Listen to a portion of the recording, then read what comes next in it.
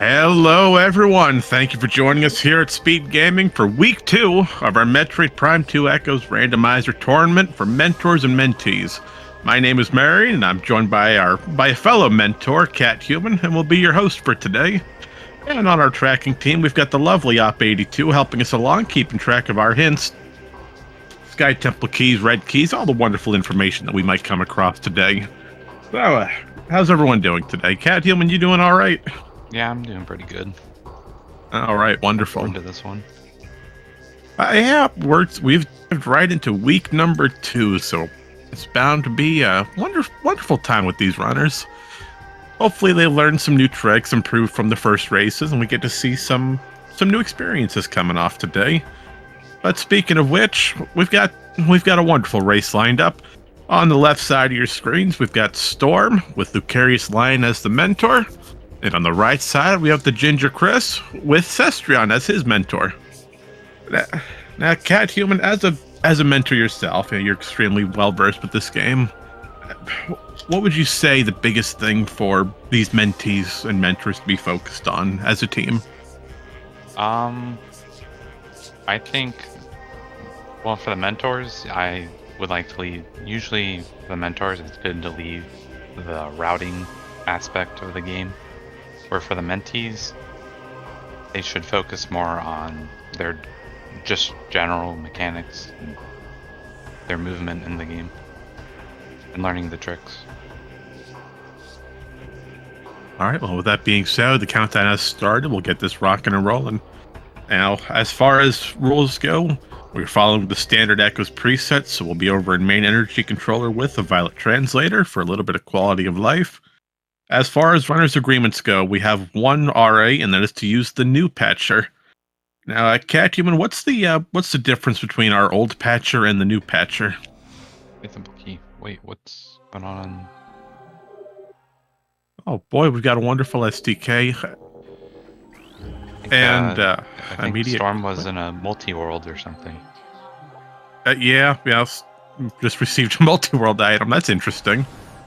Hold on, please pause. That's I can't say I've ever seen that happen before.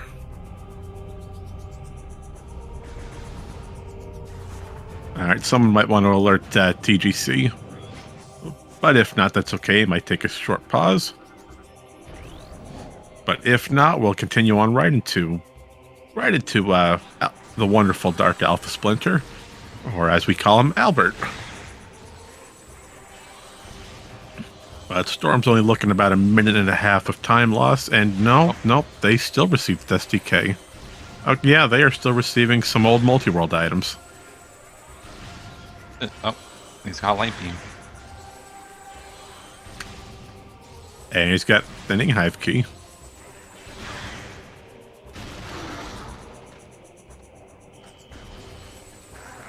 Bit odd. And he doesn't appear to have the multi-world program open, so we're not sure why he's receiving items. That's new. Hey, you see something every day around here. Yeah, I guess so. All right, well, we sincerely apologize for the short delay in our race. Please, we're going to take a look into this. Reed's going to look into the seed while we sit here and continue to commentate to keep your wonderful folks at home entertained. It could be a bugged seed. It could be that the Randomania program is open in the background on a multi-world setting. It could be that the seed just does not like Storm. It could be that TGC decided to hack the seed before starting. I mean,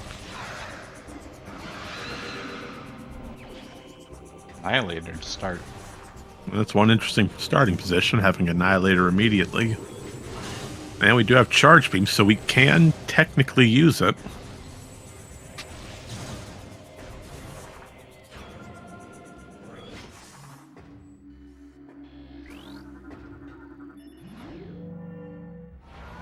And I don't believe TGC has seen the notification yet.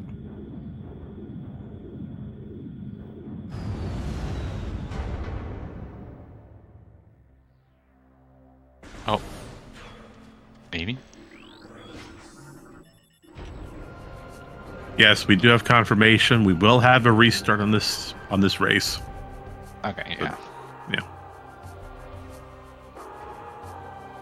So for those of you just tuning in, welcome. We sincerely apologize, but there will be a slight delay in this race. We do have to take a reset due to some technical difficulties. So please just give us a few moments. We'll get this generated once again, and we'll get this restarted.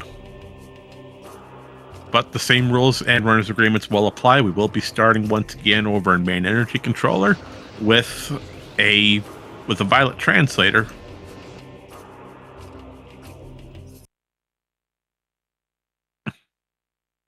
Oh yeah, you were saying earlier, new patcher. The differences between old patcher and new patcher. New patcher doesn't allow you to exactly have access to GFMC off the start. Is probably the main thing. There's also randomized puzzles, and I think there's some other layer changes, but the most notable one, like for Security Station B, the doors are lowered so that you can immediately shoot them with Dark Beam. And for Dynamo Chamber and all the way to GFMC, some of the layers are changed so that you need either power bombs or screw attack and space jump boots to get access to GFMC. Well, it's interesting, having it really makes you think on your early game routing. Granted, you know for a fact you can't go towards that compound loop unless you find power bombs or screw attack space jump early. But then again, once you find it, do you go right for the chain of progression, or do you continue hunting over an Aegon somewhere? Yeah, that ultimately depends where you end up in Aegon when you receive power bombs or what you have. Like if you don't have any beams, it's generally going to be better to just head back to Temple Grounds instead of going labs, for example. Yeah, I always find labs to be a very strange play sometimes, especially early. You really want to have bombs before you go. Space jump would be nice, although not technically required. Although you'd get stuck in bioenergy production without doing a master bomb jump. It's labs can be a very turning point of the run. I like to call it.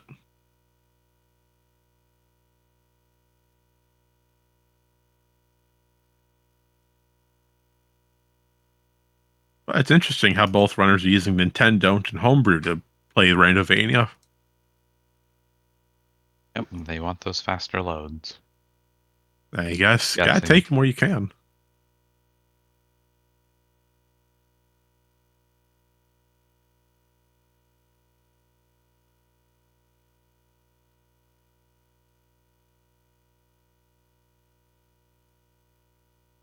All right, for those just tuning in, we had to take a quick race reset due to a bug in Randomania. We had some technical difficulties, so we are taking some extra minutes to get everything reset and started up again. So we should be starting in the next 5 to 7 minutes, probably a little bit sooner, depending on how fast we get these issues resolved. But until then, we are just going to allure you with our wonderful voices and try to keep the spirit of energy high while Reed and the rest of the technical crew work on a possible remedy. But Randovania decided, hey, you know what? No, we're going to play a multi-world today and start setting some items. But Storm just loaded in a seed. It looks like they're not receiving any items. So I would say that is a solid fix.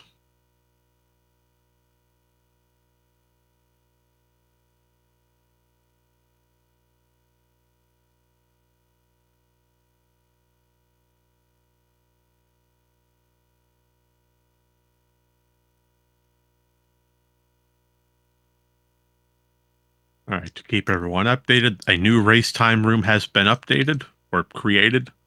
Both runners are getting prepared with the new generated seed. So this will just take about 2 more minutes to prepare. But I guess in the meantime, we will continue to watch this wonderful homebrew screen. Well, I guess now's a good time to answer chat's questions or comments if you have any in chat, since we do have a little bit of downtime.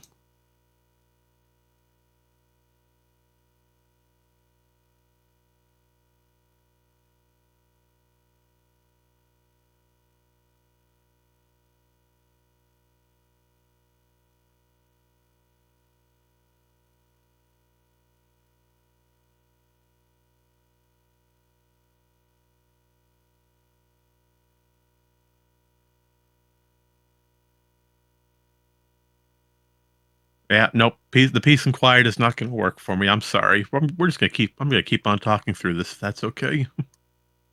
Yeah, that's fine. All right, wonderful. Well, they're still preparing. They're almost set. Almost there. Just a few more seconds or minutes. We should be getting off, but the 15-minute mark, hopefully.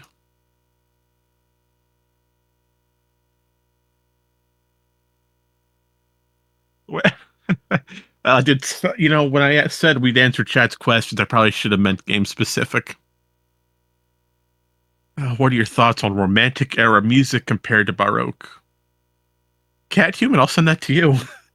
I don't know anything about any of that music, but I'm gonna pick the romantic era music because it sounds romantic. I guess I don't know. If I had to pick one or the other, I'd probably go right for the start of the blues. Right when the blues was starting to take place, maybe, well, I want to say in the maybe early 40s to the 60s. I mean, 60s just sort of had the jazz era coming along as well, outside of the 20s, which was roaring, but that's a different story. Can you find donations in a bread box? You absolutely can, Delta. It just depends on the size of your bread box and how much of a donation you're able to fit inside it.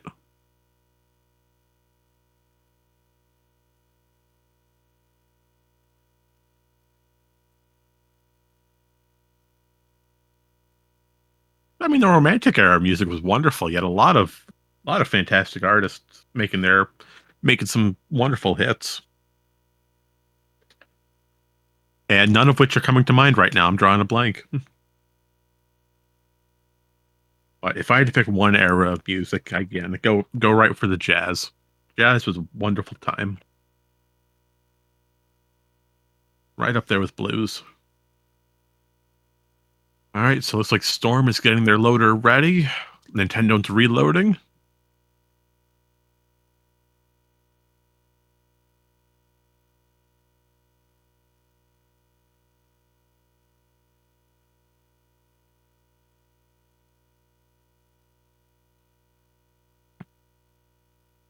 Now we are going to possibly take a trial of the seed, and what that entails. Storm's going to load in immediately into main energy, and we're not going to move. We're not going to touch anything. All we're doing is seeing if multi-world items still get sent. If they don't, we have a confirmed repair seed, and we will be getting this countdown started. So let's hope for no items being sent at random.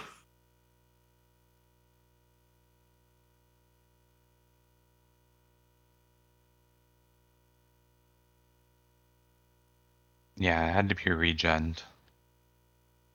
Well, maybe we could have played out the last seed. We didn't really see too much, but Yeah, but with I think Storm it's better just to regen. Yeah.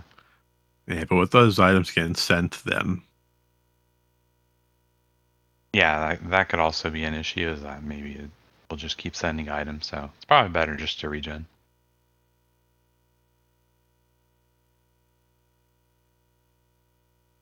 all right. So it looks like both runners are trying to confirm if they want to test Storm's load, just to see if they get random items sent over. Now, yeah, that appears to be a tournament organizer call. But we're going to see what happens if both runners agree to this. Then Storm will load in to do a test. If not, we will run the seed as is and hope for the best.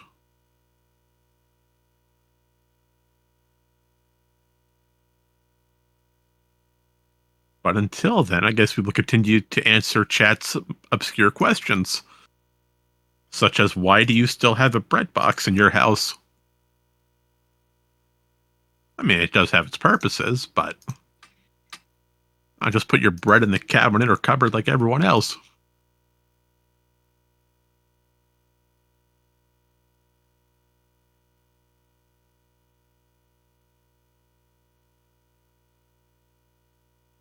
All right, and now over to stream 2 for the weather report. Aether appears to have a dark hue over the atmosphere with a calm and warm, inviting 103 degrees Fahrenheit. Someone left the door to Magmore Caverns open, and the heat traveled all the way to Aether. I have no idea what I'm talking about. Please, someone stop me.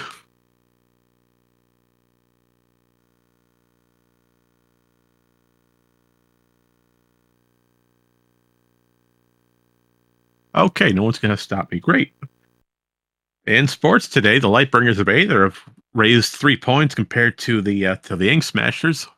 And their recent battle of the Sanctuary Fortress led to a crushing 4-0 defeat.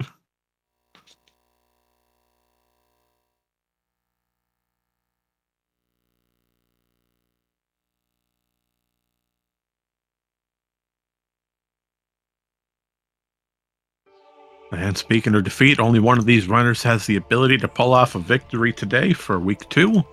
And it appears both runners have queued up for confirmation, not victory. While both runners will be trying their hardest to get the victory. They are still debating on if allowing Storm to load in to test their Randomania program.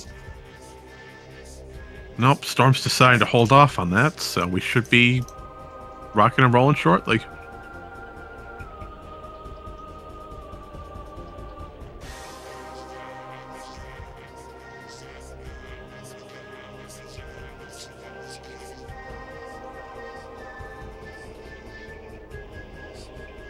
Hey, looks like they're getting ready to go. Alright, well, since both runners are ready, that countdown will be starting. I guess we'll throw it back to some game-relevant questions. Cat Human, now that we're entering here, main energy controller, we're having Violet, we know Aegon's going to be almost immediately accessible. What's our hope for early game routing and item finding? Well, hopefully you just find the items. But preferably you would go to ideally how you would kind of route Aegon is that you, depending on what you get, you would either go to Bomb Guardian or the Jump Guardian loop, and then from there you can do some stuff in labs or you can do stuff in Temple Grounds. Like if you get power bombs or if you get screw tack and space jump boots and you don't really have any beams, then usually it's going to be better to just go to Temple Grounds. Even if you really don't have power bombs, you could probably just go to Temple Grounds, because you can just still find things there. I mean, it's hard to really say when you don't have either. Oh, I understand. I mean, the Jump Guardian loop I'm a fan of, but also I have a little bit of apprehension just due to Ink Cache 4. If you don't have Dark Beam for that first loop, you might have to come back and waste a bit of time on backtracking. But as we load up here into main energy controller, it appears we have a wonderful capsule here. And that capsule appears to hide our Amber Translator. Alright, Amber Translator. And our first hint is for the Hive keys. Well, it's good to get those key hints out of the way. But even better, having Amber Translator before touching Aegon, oh, these runners are going to have a boatload of information at their dispense. Oh, and it appears Storm is using a green various suit, and TGC's going with the standard orange. Something we haven't yet mentioned is that multiplayer suit colors can be shown here in the Randomania program. So whatever colors your fancy, blue, green, silver, or the standard orange, take your pick. This is an orange versus green race, it seems. Oh, why'd you? They had to point that one out. I didn't think about that. Yeah. I believe Team Orange versus Green is a common one that TGC uses, at least for races. But here we go, Albert the Alpha Splinter. Sadly, you cannot jump over that gate to scan. It was worth a shot.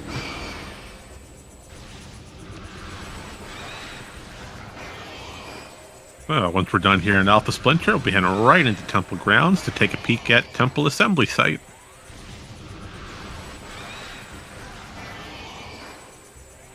And what does Albert have? Show us a missile launcher. Well, that's a missile expansion, but that works too. Yep. Oh, we got that is a ball of some sort. So I want to say spider ball. It looks like a larger model. Yeah, it looks larger. Oh, cannonball. Interesting finding cannonball this early.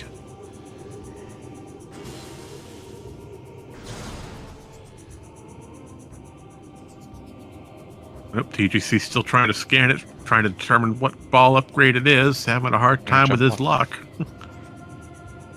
What you want to do is you move back and then you look all the way up, and then when you move forward, you're able to lock up higher. I think that's space jump boots in Temple Assembly Site. Who put space jump on task? Space jump on a task jump. Oh, we're going to check this storage box right here for Emerald Translator. Well then. Or maybe that's something else. Storm's not getting it. Just based on the image model, it's either space jump or gravity, as KRR's pointing out in chat. Just based on how that model's shimmering. That's a big one, but it's I guess it could be gravity. And I wonder if TGC is going to go, well, unless they scan it and find out. Okay, yeah, that's probably gravity. And we have a missile related in a cursed lake today. I feel like it was space jump. I can't tell. I'm having a hard time as well. I want to say gravity just based on the size of the item model. Oh, there's screw attack. Screw attack on transport to Aegon. And light beam is in sand. That's a free light beam.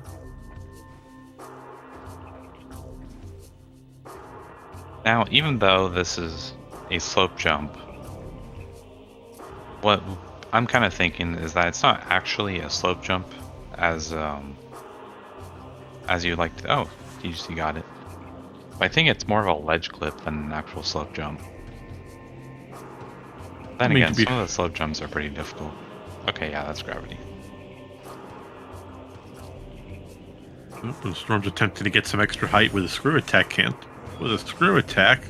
trying to climb the left side of Aegon. Yeah, you want to move backwards when you do this to get the height. So because Storm's pressed right against that rock, it's not going to give him the height? Nope. Slope is in the gap. Oh, there you go. I gave TGC some extra seconds to catch up. But having Emerald here, that'll be nice. Oh, Amber Translator, Mining Plaza. Dynamo Chamber has missile launcher. So that's powerbomb locked missiles.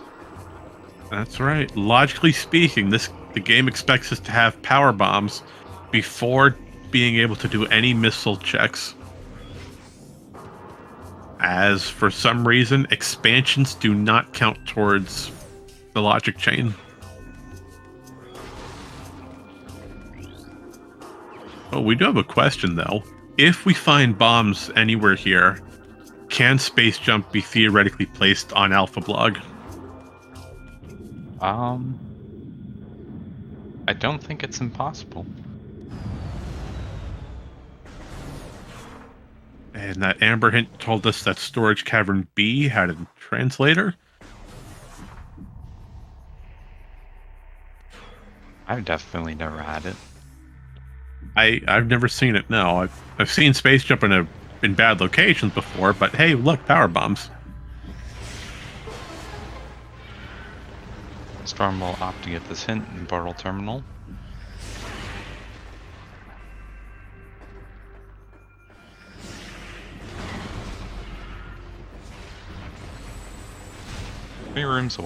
Up to 3 rooms away from Aegon Map Station. All right, so Aegon Map's right off of Mining Plaza. So if we go 1, 2, 3, so that I don't know, there's a handful of spaces it could be. Yeah, it could be Mining Station access. It could be Transport Center. And I think... yeah, I think those are the only real 2 options. Yeah, because we all... I see KR wondering in chat if it could be Mining Station B, that Dark Burst room. Now, we can't have that. Correct me if I'm wrong, please. But in order for that room... Don't the rooms have to connect all together for that up to 3 rooms to be plausible? Yeah, because going from MSB's access chamber from Map Station... yeah, it's probably being there. Well, actually, no, it's possible, because... well, no, don't you need Space Jump in order to do Mining Station B? Or no, you just need Boost Ball. Yeah, you can actually... I've seen Space Jump up there a couple times. Okay, well, so that would be locked behind Seekers and Dark Beam. Well, Storm found Space Jump, so never mind. That's on the transport. Yeah, Storm's jumping around freely. Space Jump has been located on Mining Station access. Immediately going for... interesting. Actually, this is really good, though. Because we have Light Beam, we have Screw Attack, we have Power Bombs. I mean, it's kind of mixed, but this is logical, at least. And isn't really that bad, because we don't have bombs yet. I don't think it's terrible. I mean, without Dark Beam, though, I probably would check Command Center, make a U-turn to get Central Mining, and then go for the Bomb Guardian side of Aegon. Yeah, that's probably the plan here. And speaking of Bomb Guardian, TGC is about to go fight that little sandworm.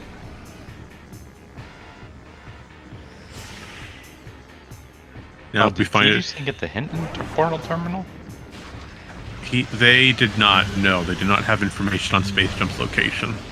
Oh, also another thing, is if you start the fight off and you just morph without moving, and then the okay, that's a cheeseburger, but the Powerbomb Guardian, I mean not the Powerbomb Guardian, the Bomb Guardian will charge into you, and then you can just play a Power Bomb, and that will kill the Bomb Guardian and break the gate behind you at the same time. So you don't have to waste 2 Power Bombs.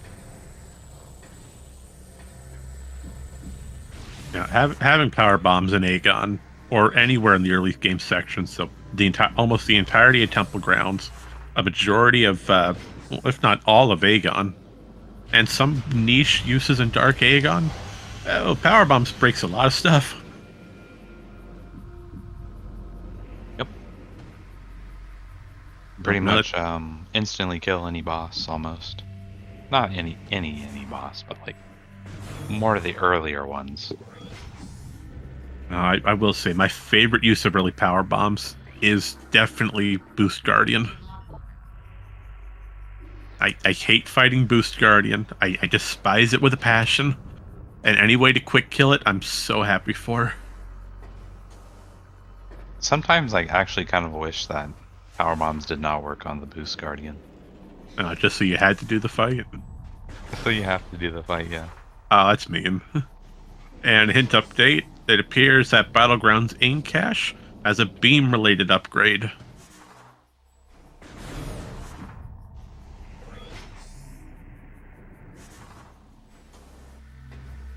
Alright, so it appears going over here to Central Mining and Command Center didn't pay off terribly well.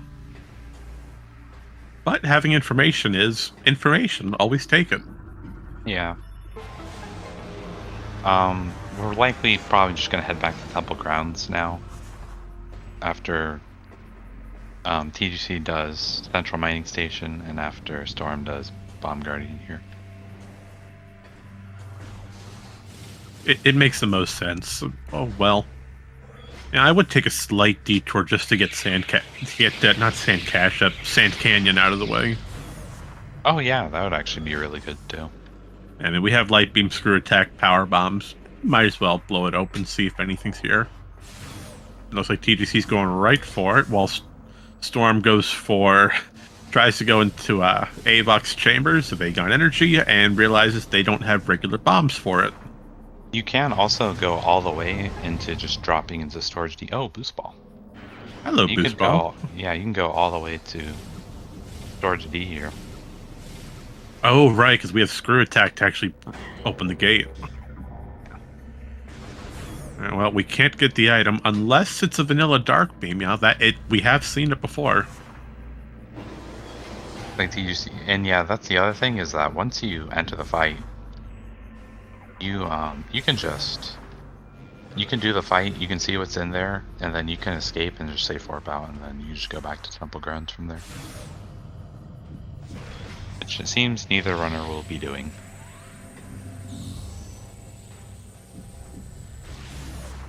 And it appears I've been called out for not remembering the Guardians. Avok is Torvis, Aisha is Aegon. Well, you only make that mistake plenty of times. I mean, no one even remembers the names half the time. They're all focused on O'Lear. Yep, they only know O'Lear. And Yumos.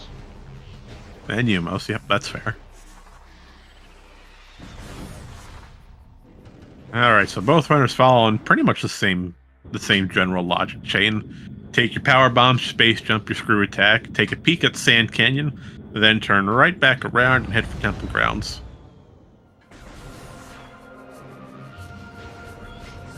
Yeah, and if I screwed up earlier, I'd probably be hearing it from the entire community. We're not going to have that happen. We do see a question posted in chat. Why are they different colors?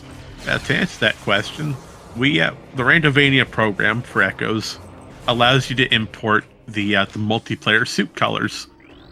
So with the multiplayer having 4 slots for the GameCube, each Varia suit was given a different color. The standard Varia orange, cobalt blue, emerald green, and your silver. For whatever reason, they had to throw silver in there. So pick one of the 4 colors you like and bring it right over to your main game.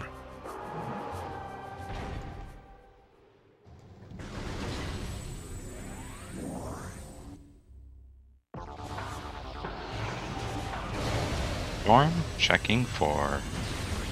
Interesting. Hi, Sunburst. Oh, never mind. Uh-oh. Just getting the key in. Okay. The key on Defiled Shrine. Well, hopefully that's an STK, and we can leave that for absolutely last.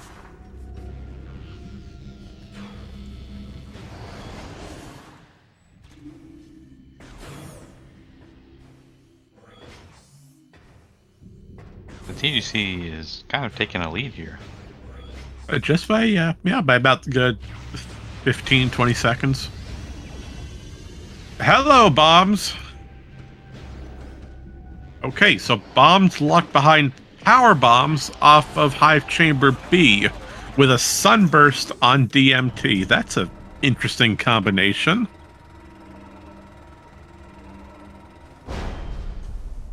Well, now that we have bombs and power bombs, Cat Human, what do you think would be a good play here? Do we go A, back into Aegon, or B, take the gamble and head right for GFMC Compounds Loop?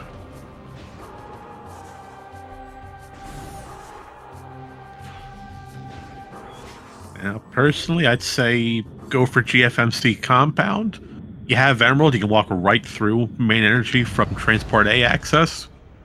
Granted, it would take some time, but you do have the ability to get information, although granted you're foregoing the GFMC's ship item due to lack of jump guardians, so risk and reward.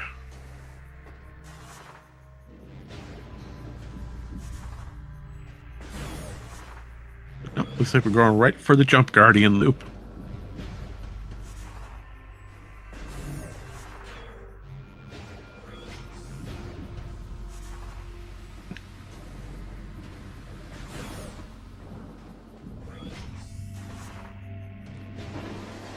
And thankfully, we don't have to go far for Jump Guardian. We can just take a few rooms over, go to Portal Chamber, or Portal Terminal, and let's go right into the Dark World.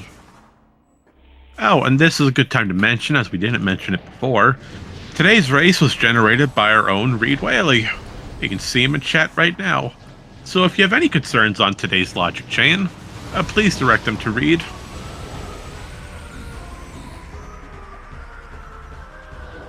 And also, please remind Reed to send a microwave for this commentator's booth. The food he sent was cold again.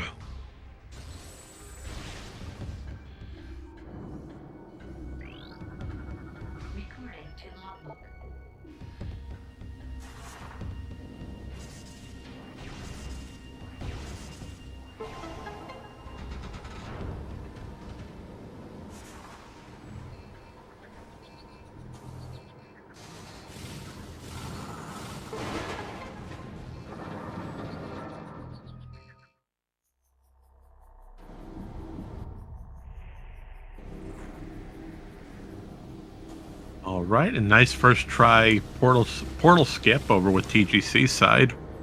Storm's going to attempt for it as well, but there is a slight little time save. Only saves only about 10 to 15 seconds.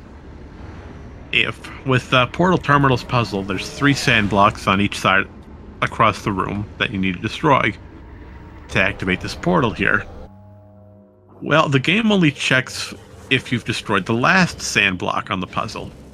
So if you manage to get over to the last block and destroy it, the cutscene will play as if you've destroyed all 3 and continue as normal. There's multiple ways to do this. You could use a slope jump, use screw attack, use a well-timed bomb jump. There's a handful of ways to skip it.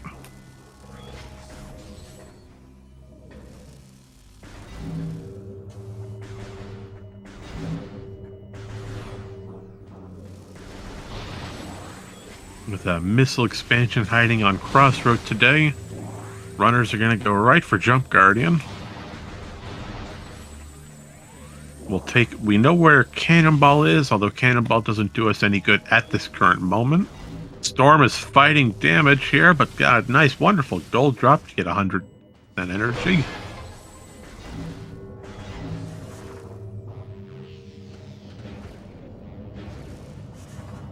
But before we fight Jump Guardian, TGC's taking a quick little detour to the broom closet, or trial tunnel, and we'll see what's hiding in this itty-bitty room, which happens to be another missile expansion.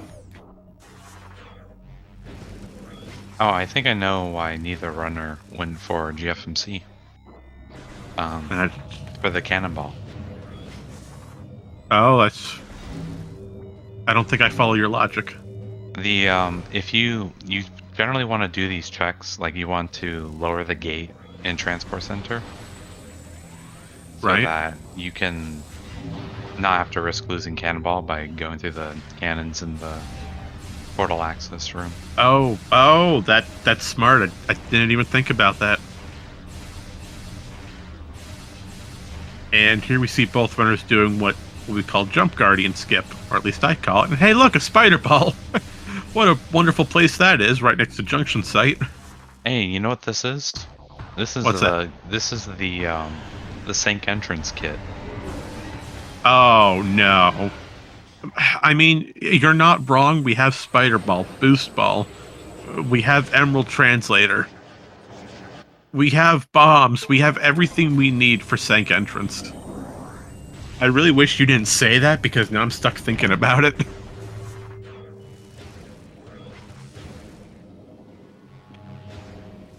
Okay, but given all we have, would it be... Well, you know what? Maybe it would be plausible for the runners to go for it after doing this loop. Yeah, I think it's good to just go Transport Center, check what's there, and then, yeah, you just go for that. I think you even safe warp here. Well, that's fair, yeah. We have Emerald Translator, so we could open Transport A from behind. Oh, but then again, we'd have to take the long route around. Well, no, even if we take... Uh-oh. I don't think TGC took a save anywhere. Oh no. Did TGC not take a safety save? No, he didn't. No, that's a reset. Oh. Oh no! Yeah, you gotta watch your health here. 20-minute time lost. Oh, Storm's about to fall right into the same path, but gets a gold drop. Cat Human, you were watching it. What happened there? I don't know. I think it was like a series of, like, TGC was low, and then I think unmorphed too early before going off the ledge, and then it kind of just stood there. Oh, that's painful. I think TGC just misjudged how much health they can make it through the room with. Oh yeah, I fell down and didn't shoot the beacon. Oh yeah, I was probably trying to roll shot the beacon and just missed.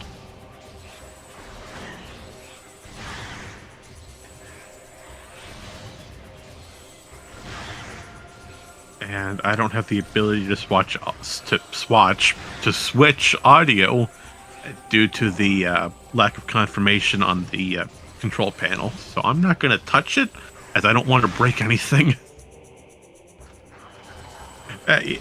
So Storm just doesn't have any audio. All right, that's why we can't use it then. Well, hold on. I'm gonna tag someone for this. Give me a few minutes. All right, so Storm here.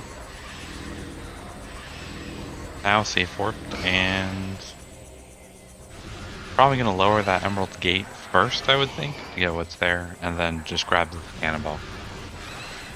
Oh no. No? Yes? Okay. Could also go that way too.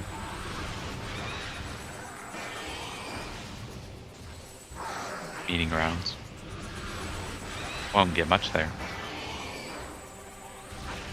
Oh, Dark Beam.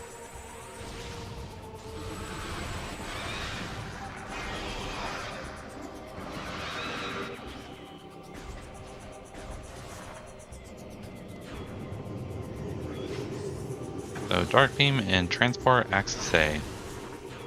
And now Storm can grab this cannonball, or is choosing to put it off? Okay. Well, now that we mentioned it, might as well. What exactly is cannonball? What good would it do for us picking it up in this particular moment? Or just in general, what is it? Well, cannonball kind of works. It allows you to boost. It's not quite a boost ball, but it allows you to boost, and it pretty much makes you invincible to any damage except for certain terminal fall damage. And basically, it's the thing used to kill Chica for the most part, because you are able to do a lot of damage in the cannonball state, so you can just touch the bottom of... You can just touch Chica with it, and that'll instantly... The adult phase, not the larva phase. Because that counts as a wasp, and wasps are vulnerable to cannonball damage.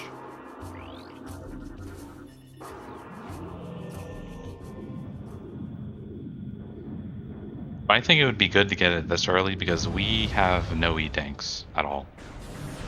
And it's kind of nice to have.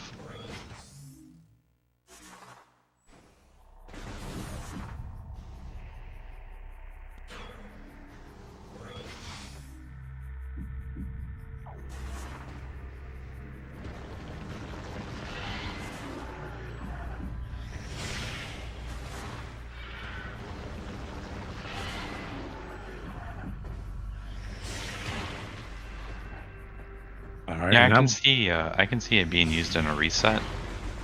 I don't know if it's really...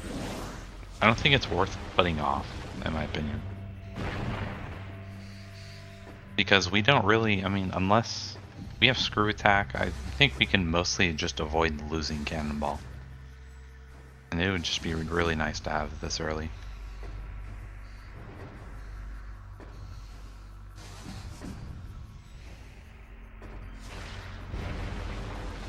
I will be back momentarily. I'm going to check a technical concern.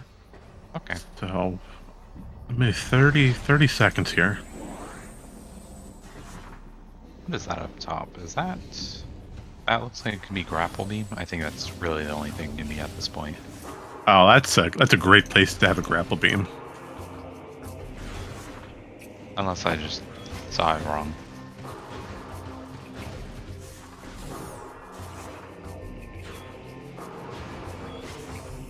Yeah, it looks like Storm has audio right now. All right, that means whatever I did worked. I didn't break it this time. All right, that makes me happy.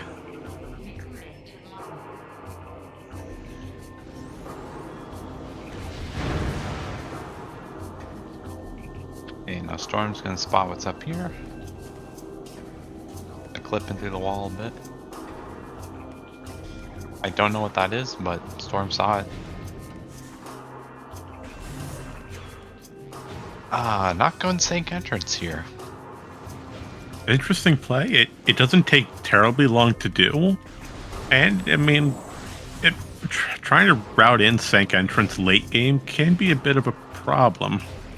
I mean, for what it's worth, we know that power bombs led to us getting morph ball bombs, which morph ball bombs themselves aren't necessarily needed for sync entrance. And then we got dark beam with emerald, so it could be that there's just nothing there, and it is kind of a long check. I can see he's just not going there. That's fair, and I've got a concern. I'm wondering, did Storm do Dynamo? Oh, we already figured out what Dynamo Chamber was. That was the missile launcher. Yeah. Yeah, we don't need to waste our time doing that. Oh, I'm surprised Storm didn't spot what was in Pod W there. Oh, that's fair. Well, I think it's worth it, dipping in there, getting that check, because it's kind of hard to just come back to Temple Grounds later in the game. I agree with you. That's one of the downsides to Echoes, and that really lays with its routing. With Echoes being such an interconnected game, meaning one area leads to so many others, and the map is fairly confined where the elevator transports are. Once you go to Aegon, you're like, oh, well, I can go to Torbus now. Hey, wait, I've got access to a Sank elevator. Your time spent in Temple Grounds late game is very limited. Yeah, you generally don't want to go through that area twice. I think it would have been good. You check what's in Pod W, and if it's nothing, it's like, okay. And then you just leave, and then you don't ever have to come back there, really.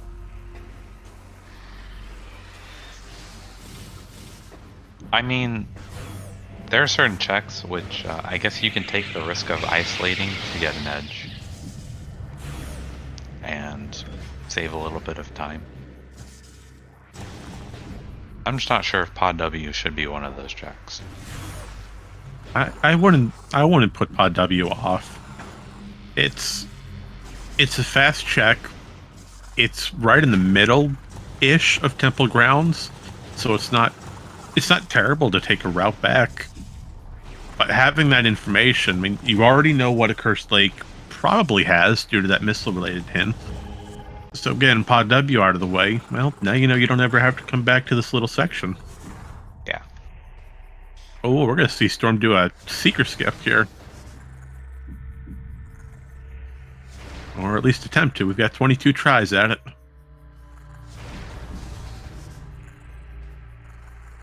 So, Seekerless Seeker skips. This trick is a lot harder than what it appears to be. But this trick is also exactly what you're seeing. Yeah, it's certainly worth getting here. With Seeker skips, all Seeker doors have 5 little purple dots you need to destroy at roughly the same time. Well, the good thing is there's a little bit of a way around it without using the Seeker missiles. The game doesn't detect if it's Seeker missiles hitting the item. It only detects if the bulbs are destroyed at relatively the same time. So we can abuse that function by shooting a missile at one of them, and then screw attacking 4. A screw attack will destroy 4 at a time.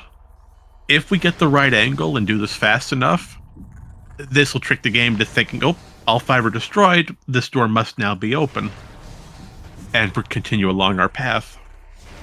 But unfortunately, it doesn't appear that Storm's got a good More angle. tries. They're close, but final attempt. Nope. Now I couldn't get the screw attack off. But props to Storm for at least attempting it, though. That is a difficult trick to get. What I like to do is hug the morph ball tunnel when I do that. Oh, so you got a little bit more distance for your screw attack. I don't know, it's kind of more of a setup thing. I feel like it's more of a consistent way to do it. Right, if it works, go for it. Oh yeah, we haven't got this yet, because we didn't have bombs at the time. Right.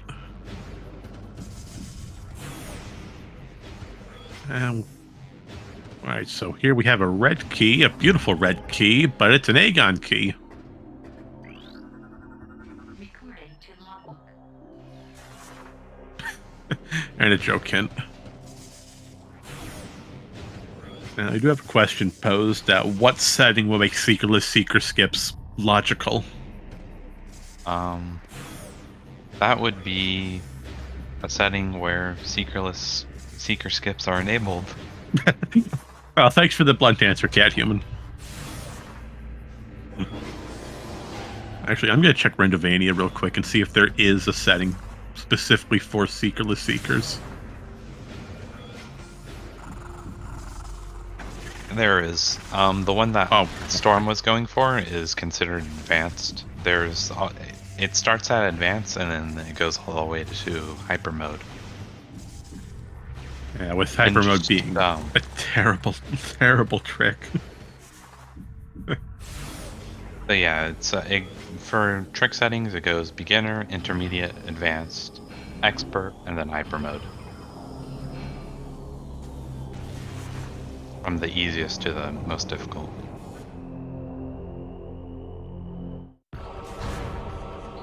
And here we have Dark Samus 1, the most difficult boss for early game. And by that I mean it's defeated in about 3 seconds. My favorite way to do the Dark Samus fight there is if you have Annihilator and you fire a missile at the start of the fight, it will stun Dark Samus.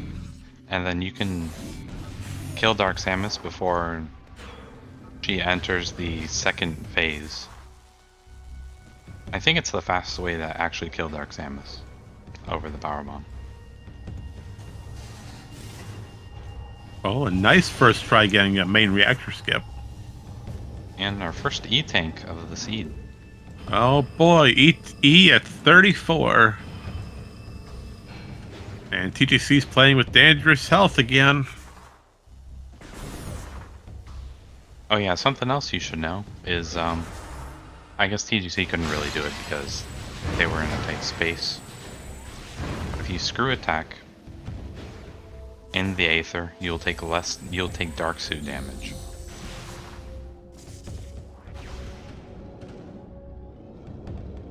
Well, Not in the Aether. In general. Yeah, but it's extremely useful for Dark Aether. One of my personal favorites to do it is Pod W, surprisingly. Get yourself about 4 to 5 E-tanks and just hope your screw attacks are on point. Oh, we'll get another question. Are there certain settings to this tournament? There are. For the entire... I'm not sure if I want to say it's the entire tournament, but at least for the first 6 weeks, we are following the standard Echo settings, which we've got a link to somewhere. Hold on.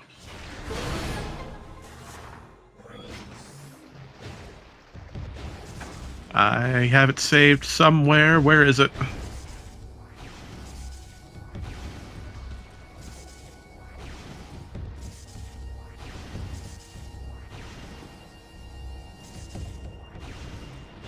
I'll throw that down there. That link below will show you the settings for all possible races, at least official for Prime and Echoes and our Cross Game Cup.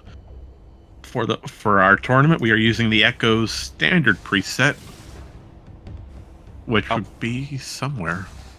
Like Storm's going for Sword C here. We'll check. Out of bounds. Oh, I love this out of bounds. It is such a worthwhile time save if you get it. And just like that, Storm's got it. Well, I've noticed about this, like I've done this out of bounds quite a bit. And every time I think I've checked storage, like most of the time I've checked storage C, there's usually nothing there. Sometimes I wonder if this is worth your time. Like you might lose some races not checking storage C, but I feel like you could get away a lot with just isolating it. I agree to a point. It is nice to isolate storage C just based on how hard it is to come back. But also, yet again, I would say this is one of the easier out of bounds to try to pull off. And number two, if you find supers late, let's say in Far Sank or Lower Torvus, you're going to have a hard time trying to route in storage C if it has anything useful. And then again, if it doesn't have anything useful, you just wasted all that time trying to come back. Yeah. But with every trick in Echoes, it's... I like to say high risk, high reward sometimes. Or it could be high risk, low reward. Yeah, in this case, well, I wouldn't say this trick is in itself risky, but maybe a bit more on the can be time consuming to some extent. You know, I do remember my first ever multi. It was great. Tried it years ago, and I screwed up the settings where every trick was hyper mode enabled. I don't know how I got screwed up that far, but that was hilarious. It only lasted like 10 minutes before I got stuck. Yeah, don't play on all hyper mode settings if you want a good time. Or play on all hyper mode settings if you want a good time. Yeah, someone else can do that, not me. I'm good. I'm good in this commentator booth. I think the first hyper mode scene I played, I got stuck on a trick for like an hour. Oh, jeez.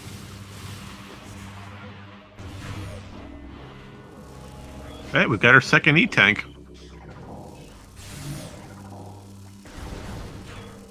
This is the reason I would say like picking up Cannonball would have been good, is going through Dark Labs here. Just makes it a little easier. Especially if you don't have very many E-tanks, which luckily we managed to find 2 of them.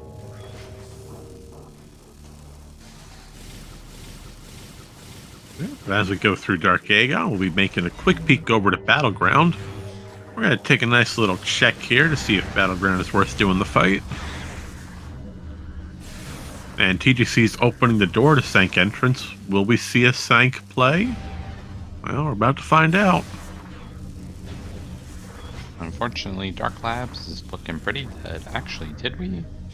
I think the only thing we found so far in labs in general is E-tanks and some other minor pickups. Yeah, we found a missile expansion on Doomed Entry, E-tank off of Incash 3. We can't check Sonic Boom Room due to the lack of Annihilator. And we can't go into Warrior's Walk due to lack of supers. And yes, we do have a confirmation that Ing Reliquary is a dead check.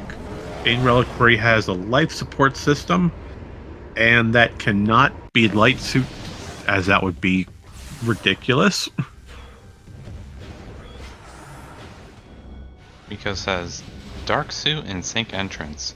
How about Aegon Key and Sync Entrance? All right. I'll say, how about... Oh, let me think. No, let's have a gravity boost and Sank entrance, just for fun. Oh, we already have gravity boost. Oh, wait. Oh, that was... still doesn't have gravity boost. Oh, right, that was on task. Okay, fine. Why doesn't Storm have gravity boost? I don't think they went for task yet. They just saw it and kept on moving when they found Space Jump. Yeah, they've Storm has passed. I think has passed through TAS a couple times. Bit odd. I mean, honestly, if you see it somewhere easily accessible, such as TAS, you might as well get it. But hold on, Dark Oasis has a beam-related upgrade. Look at that. And I can see the comments flying if supers could be on Dark Oasis. Unfortunately, not. As we need supers to get through Torvus logically. Yeah, in order to get into the lower Dorvis, because in order to allow the item to be in Dark Oasis, you have to defeat the Powerbomb Guardian, which is in lower Dorvis. And lower Dorvis is blocked off by a super missile door. There's also a way in the back through a statue if you do like a boost off the spider track, but that's not in logic. So we just know for sure that supers cannot be there. And speaking of Sanctuary, both runners have entered Sanctuary, but at different portions. TGC has decided to forego Transport A, and it's gone right into Sank entrance. Meanwhile, Storm has gone for Sanctuary Spider Side off of the Aegon elevator by Vent Area A, and is checking what we commonly call Spider's Treasure, which includes a list of 3 items. Number 1, Hazing Cliff, which appears to be Sonic Boom. Number 2, we have Culling Chamber, which we're about to see again. And number 3, Hall of Combat Mastery, which we peeked earlier. This is a red key here. It looks like Storm's... Which one? Yeah, regardless, looks like Storm might just be going right for it.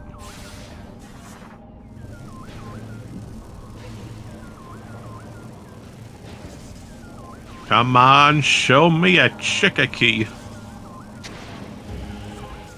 Nope, that's a worm key. That's all 3 Aegon keys. We have logical access for a Morbus. Oh, that could be an interesting play. We don't have any information on a Morbus yet. No, we don't. Well, you're already here in Aegon. Technically, I mean, we're already done Inspire's Treasure. Oh, but we have Dark Beam and Bombs. We could dive a little deeper into Sanctuary. But These no, guys are very deadly. TGC almost died again. Yeah, you don't want to stand too close to these guys. Especially with no E-tanks. That would have been painful.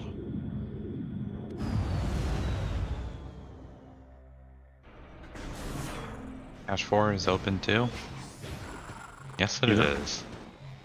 You know? Oh, Storm's running on 29 health. Yeah, ran right into the pill bug. Yep, a lot of deadly little critters in this game. But you know, out of all the small critters, there's one that I'd say is commonly accepted to be such a wonderful blessing. And I'm going to say that's our friend the Lightbringer over in Dark Mining Plaza.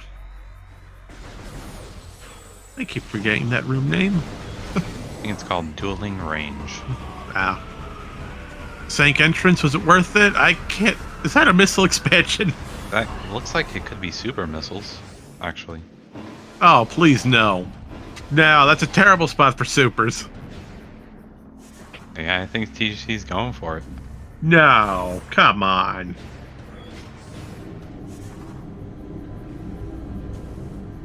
No, please be a missile expansion.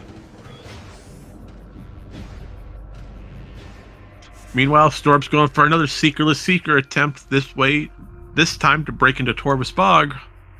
And TGC, that is a Seeker launcher. I'd say that's pretty good. Yeah.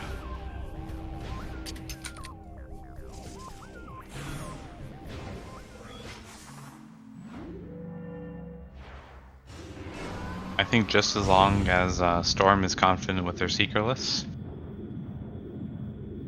this should be okay. No, We're gonna find But, out if Storm's got either A, 2 different secretless attempts back to back, or B, due to the out of bounds in Torvus Temple.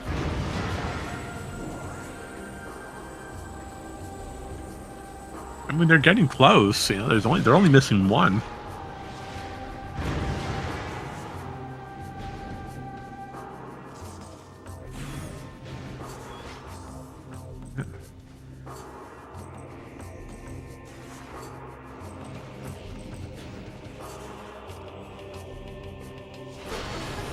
And TGC's going right for Transport A access at Great Temple. And they're about to come across their Dark Beam.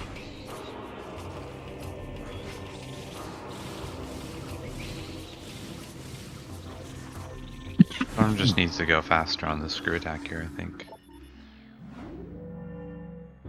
It appears to be missing the same one almost every time. This one here on the top right.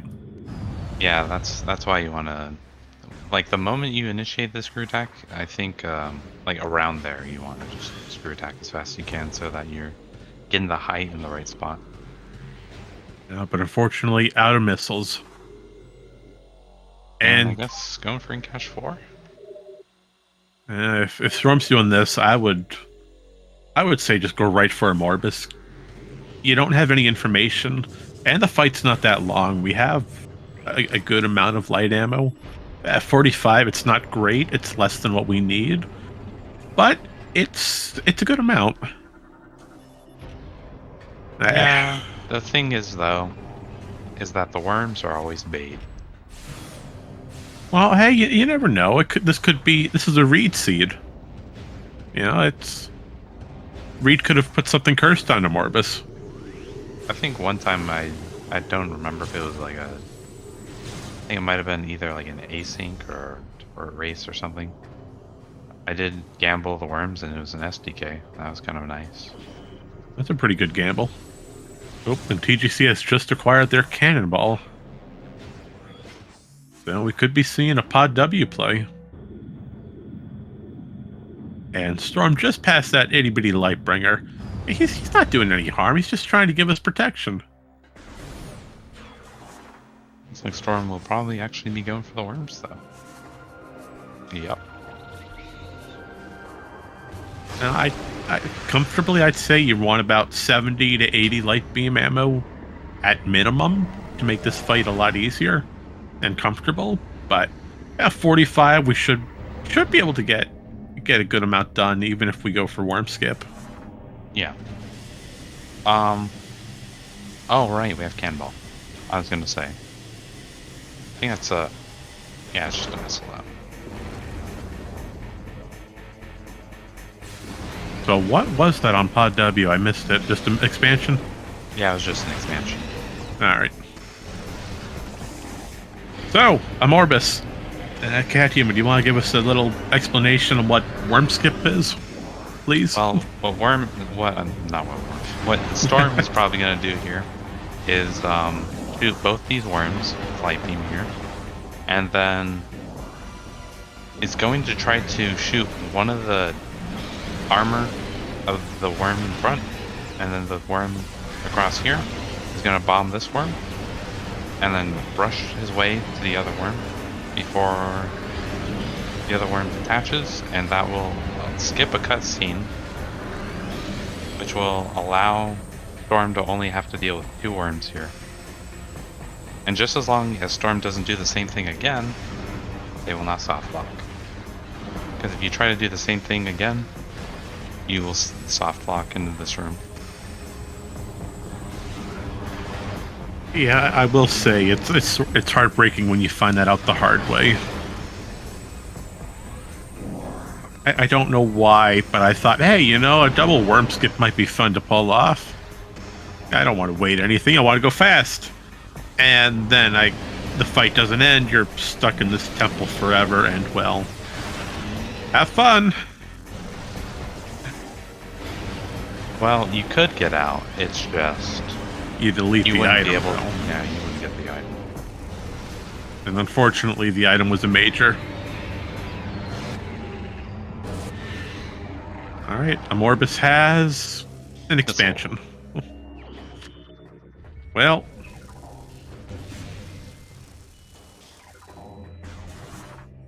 that begs the question, where is Amorbus's item hint at?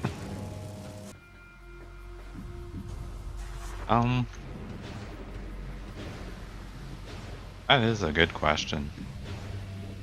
Yeah, just for the heck of it, I'm going to say lower Torvus. Any one of the lower Torvus checks. I'm gonna say MSB. You're going specific with the other Amber hint. Yep. All right. And due to TGC finding those Seekers off the Sank entrance, they're able to come right into Torvus Bog through the Torvus Temple elevator.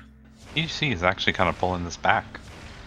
Yeah, they took a 20-minute time loss early, but they knew the route they needed for all the major upgrades, and then taking that gamble for Sank entrance thankfully paid off well. That and choosing to isolate labs is gonna pay out here big time. Absolutely, and unfortunately, Labs just does not have anything major on it today.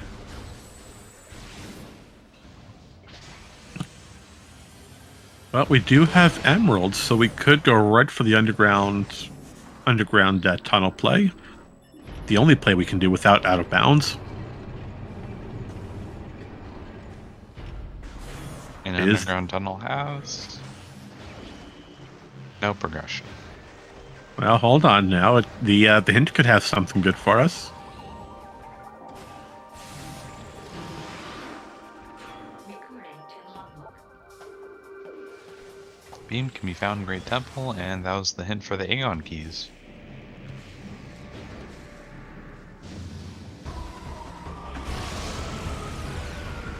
Okay, there is no progression in underground tunnel today.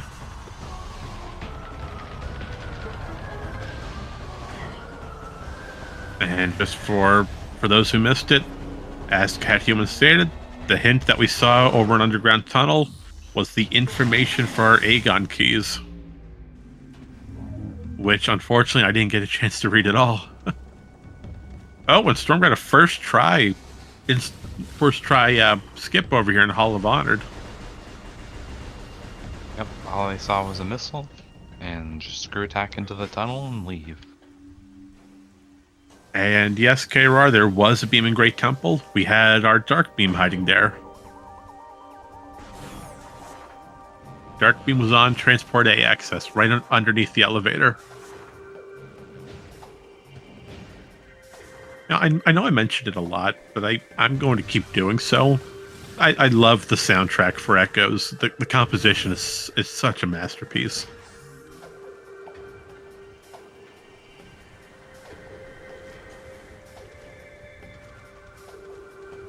Yeah, I like the Chica fight.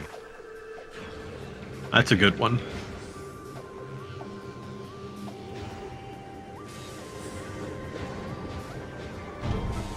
I would say Torvus Bog for number one.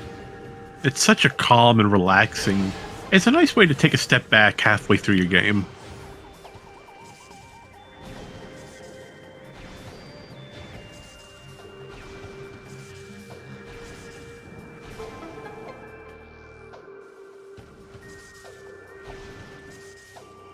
Farm, not getting cannon, not getting gravity again.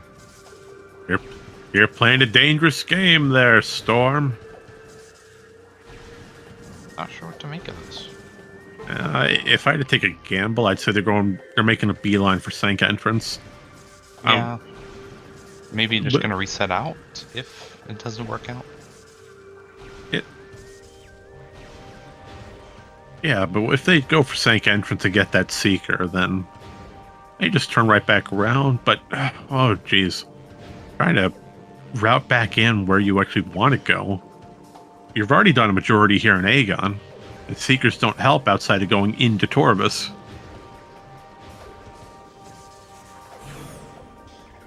So, it could work out. If Storm takes a save warp out, goes for Transport C access, and goes into Torvus the vanilla method through Lagoon.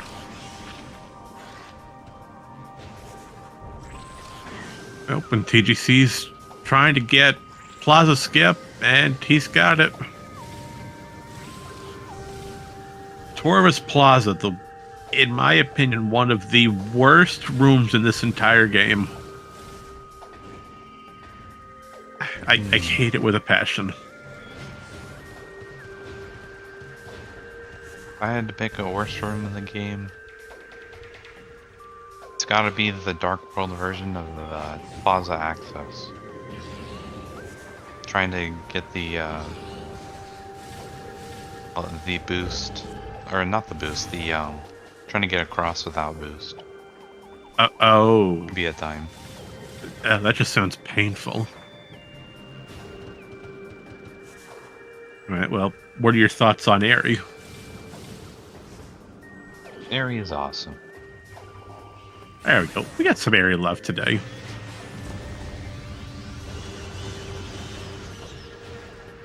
And TGC is having a fun time picking up expansions over here in Torvus. So far, nothing major has come from it.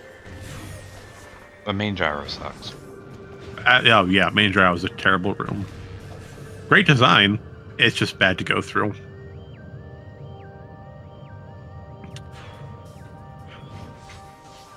And I will say, unpopular opinion, but I have a strong hatred for Mini Gyro Chamber due to my own mistake in it.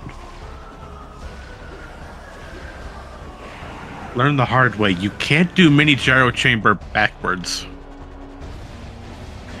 Well, you can. Yeah, but if you've shenanigans. Yeah, but if you're someone like me who's never done out of bounds and doesn't understand it, you're not getting up. Yeah.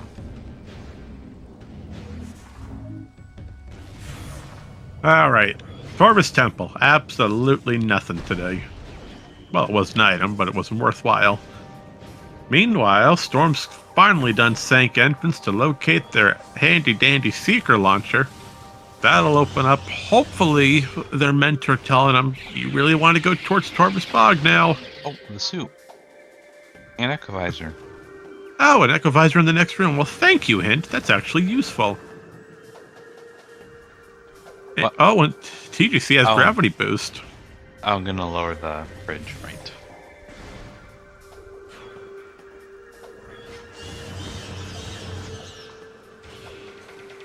Well, we have gravity boost. I'm hoping Storm goes back to task to pick it up. Oh, and our first SDK. All right, SDK number whatever is located on Portal Chamber Dark or Portal Chamber Light.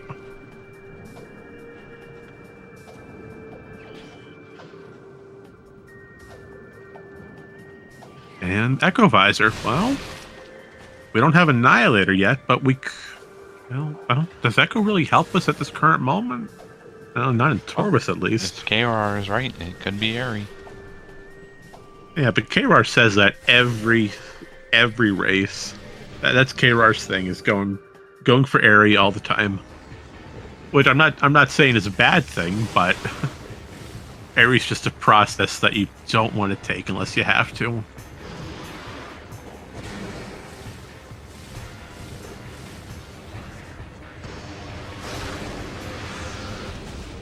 Yes, every once in a while, Airy is correct.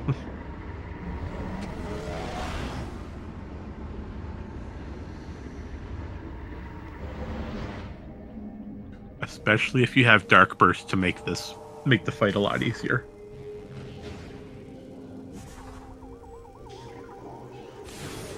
And Storm is still skipping gravity boost. They walked right past it again. I'm not sure what's going on there. I feel like that'd be kind of handy. I'm wondering, do they think it's Grapple Beam maybe, and they just don't want to get it? But Grapple Beam's got such a small model item, though. Yeah. And if All they've right. been to Grand Wind Chamber, I don't know. You know how we mentioned Boost Guardian earlier? Well, there goes the fight. For an STK, no less. Yeah, if you're ever looking for a suit or an SDK, Dark Torvus Arena is a good check. Boost Guardian. It's got to be Boost Guardian. Why? Well, the good thing is TGC pulled off an amazing quick kill with the power bombs. And Storm has entered Mining Station B for the first time, thanks to us having the Super Seeker launcher. Entering the little storage cavern here, we've got a power bomb expansion. While TGC finds their 30 tank off of Putrid Alcove. That's not Putrid Alcove. Yeah, it is Putrid Alcove. I know room names.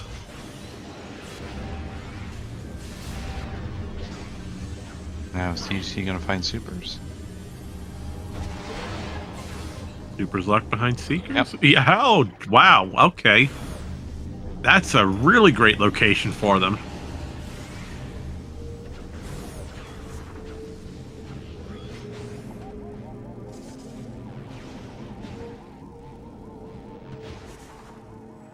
And some breaking information on Storm's side.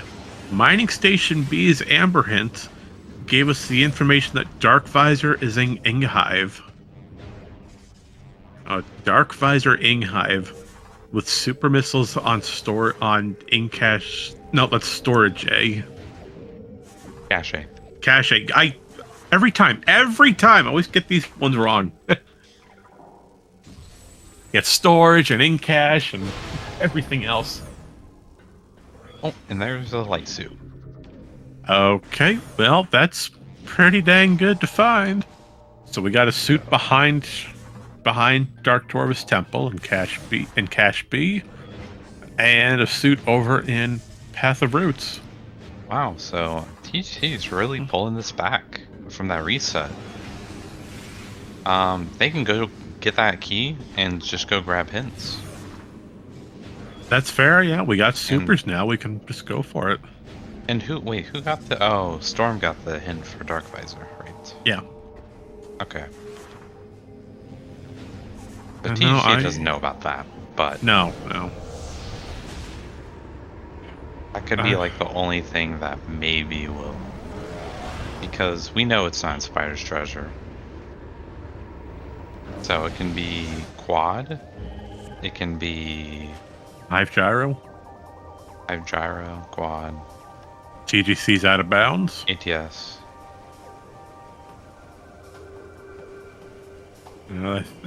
This out of bounds, I actually think I might know. But we believe we're doing this in Portal Chamber, to bypass the need to go back to Dark Torvus and go back into Light from Forgotten Bridge. And if we do the out of bounds here, we can just go right into Torvus Lagoon, take the elevator to Temple Grounds off of Meeting Ground side, and go right for the portal to get STK hints.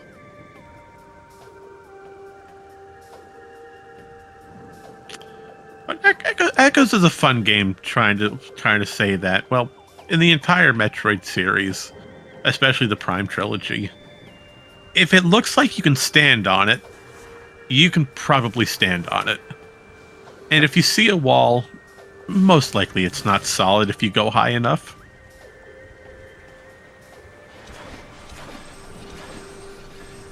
And I hope TGC takes a safety save after that amazing Dark Torvus play. Yeah, it's like this could be go mode for TGC here, and then TGC can just go grab keys. Potentially. Likely not going to be the case because that's how Randomizer is. That There's and a possibility. Yeah, that, but we also have to keep in mind it's a reed seed. And Poison Bog had a missile-related. Poison Bog, missile-related upgrade. We do not need to get that.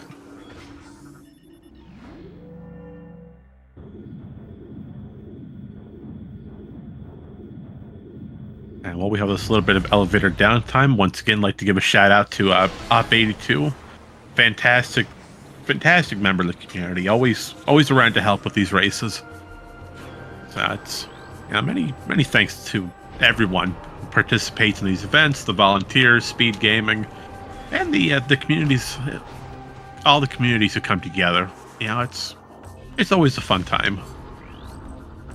Recording to logbook. But path. Oh, hello, Annihilator Beam. We have the hint that it's in reactor core. That is pretty good info. Absolutely. Yeah, Storm, I guess not really going to get burned by isolating gravity just yet.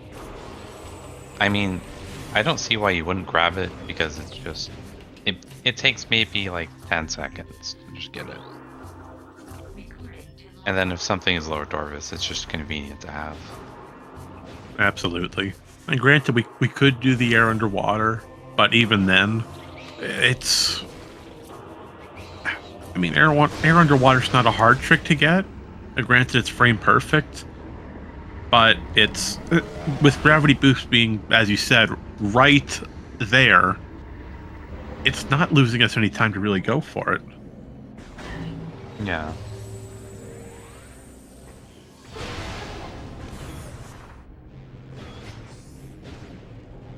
That, and if we have anything on TTE or TTS, we really want that gravity. What was that Cobalt? I feel like I saw Cobalt in War Ritual Ground. Oh, if that's the case, then we're going to need to come back after we find Dark Visor.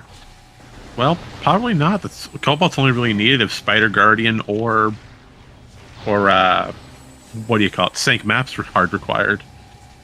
But then again, Sank Map can be bypassed with a tricky out of bounds, and I think Spider Guardian as well. You can bypass going into Worker's Path. All right, we're about to have our moment of truth. All right, well, take it away. What do we have for our SDKs today? That was not intended to be a rhyme. And we've got SDK number 9, Incash 2. All right, so Sonic Boom Wait, that's Room. recording to logbook. So number 9 actually is Hive Dynamo Works. We need that Dark Visor. Recording. Main Energy Controller. Tumos. Under double access, that's free. Recording. Hive Entrance. Oh, lovely. Recording. Dynamo Works. All right, Spider Guardian ×2. Ooh, okay, and Under Transit 1.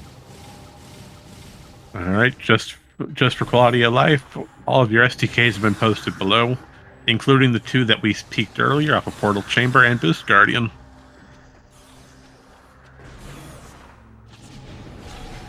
See, now, All right. Storm has to do air Excuse me. underwater here. Where we could just have gravity. Or we could just have gravity. Yeah, that's fair. But air underwater, this is personally one of my favorite tricks.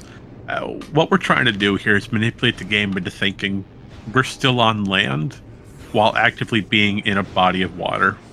So the terrible thing here for TGC is that TGC's go mode is Cobalt, and it's going to be Dark Visor. And Storm knows where Dark Visor is, but I don't think TGC will get the hint for Dark Visor for a really long time. And it's in some places that are kind of not easy to find.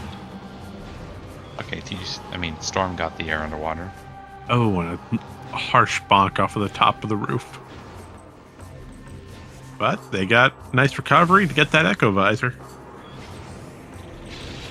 So, in short, with air underwater, what we attempted to do and successfully pulled off is that you saw Storm constantly morphing and unmorphing in water.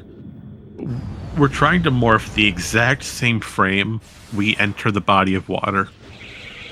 If we get it successfully, we'll have this crystal clear camera underneath water, and that tells us we have it successfully. And that sort of tricks the game into thinking, well, you're technically on land, but you still have physics comparable of being in water. And since we're still on land, technically, a screw attack can be performed, and we can just bypass the gravity boost requirement. Alright, so let's go over these SDKs. Cathuman, you mentioned something about Dark Visor. Yes, Storm found the hint, but it could be a handful of places in Inghive. I'm really hoping that it's on. I'm really hoping Dark Visor's on Quadraxis. The main thing that would help TGC here is if TGC decides to just route keys, they will probably run into Dark Visor if it's ATS. Yeah, because we need that Dark Visor for, what do we call it? Hive Dynamo Works.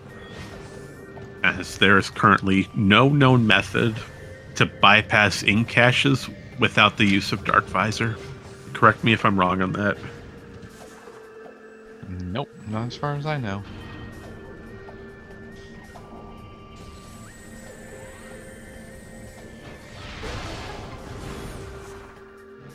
Well, we're going to take a quick peek over here to Torvus Energy Controller. Say hello to everybody's fantastic emerald-coated friend, Avok. And what does Avok have today? Well, Avok's hiding a red key to Dark Torvus Temple, which we don't need. And telling us a major upgrade is in Sync Entrance. Well, thanks, game. That is indeed a thanks game moment.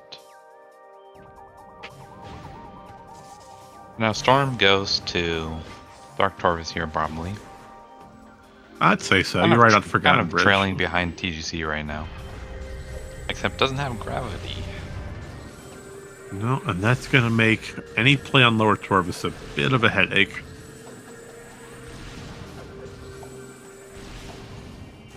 So the only thing that we as commentators and as you, the viewers, don't know, is Cobalt.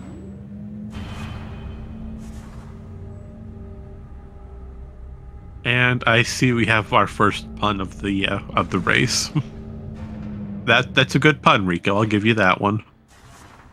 Okay, do you think Storm understands the gravity of this situation here?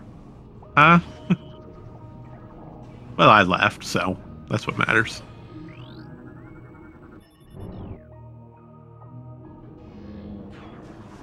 Oh, and Op made a pun earlier. I'm sorry, Op. I'm a little blind.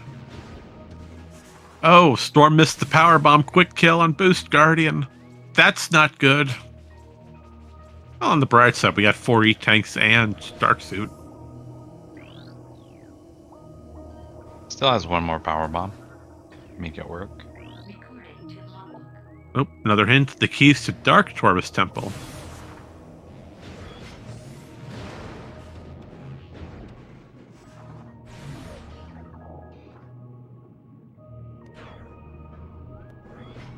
Well, and for my setup with Boost Guardian, what I like to do is wait until Boost Guardian does his forward slash attack. Once he slashes at you, that's when I prefer to lay the power bomb, as that gives just enough time for when he turns into the puddle, and then try to come out of the puddle. And he's got such a little bit of health left, and there he goes. Another hint, Chica is guarding Ing Hive Key 1. And Dungeon has beam related.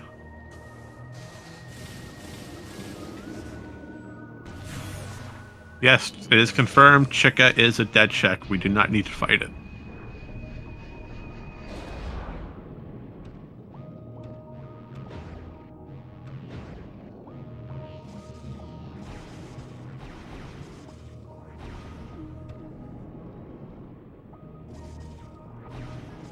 Nope, and TGC going for Transit Tunnel South? Nope, that's Transit Tunnel East. Yeah, you can spot the item when, I guess TGC didn't quite see it. You can usually spot the item on your way in. Oh, that's the hint for Cobalt. And Temple Grounds, that's interesting. Where in Temple Grounds have we not seen? We know. Actually. We know Dynamo Chamber. We know. FTA? Oh, that's right. Yeah. It could be FTA. We've pretty much checked everything else. We checked Wind Chamber and Wind Chamber Gateway. We know that. Yeah, we know that Storm has spotted. So, Light Suit locked Cobalt to get into Dynamo Works without a headache?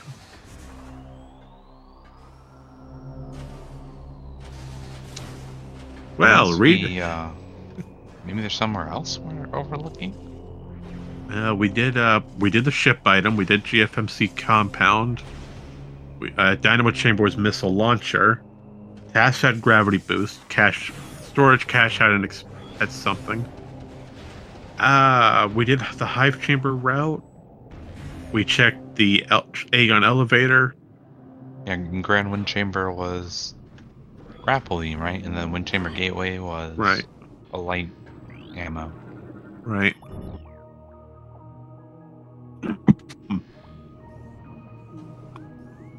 I'd say FTA is the only thing we haven't really seen then.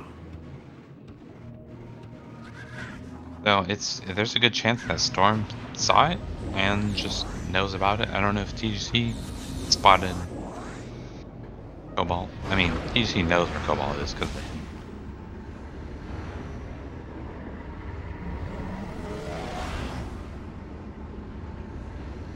Care if I float one more pun? Absolutely, Avina, by all means. If y'all want to keep making puns, please go for it. You know, we're all here about having fun, having a good time. And there's nothing wrong with a good pun or two. And I'm realizing that that question itself was a pun. I'm slow. That took way too long to get.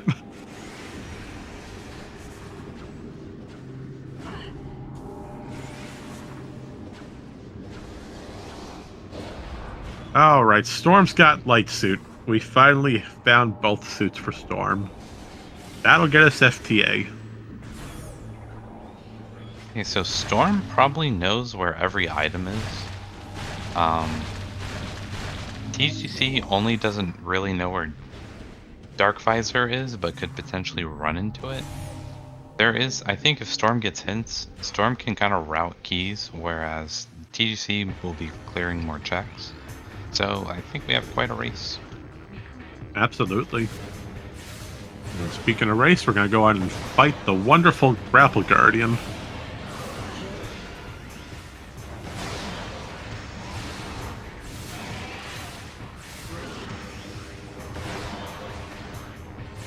Having a fun time with the light beam today.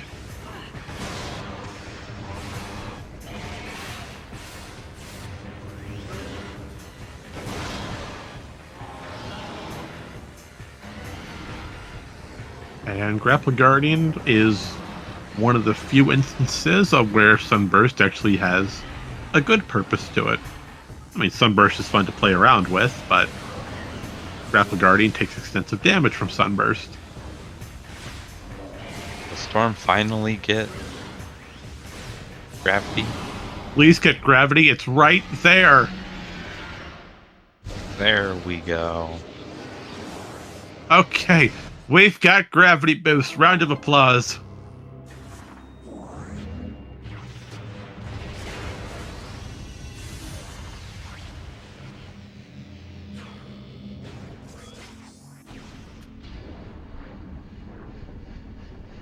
Oh, I'm surprised Storm isn't going right. Oh, right, we have what we need for key hints. You want to get there as soon as possible. Yeah. Oh, we could just route this in through, what do you call it? A Wind Chamber Gateway to get into FTA. What would have been really good for Storm here is if Storm actually set a pivot in Torvis and then safe warped. But because Storm didn't have gravity, now has to come back here and set a pivot here instead.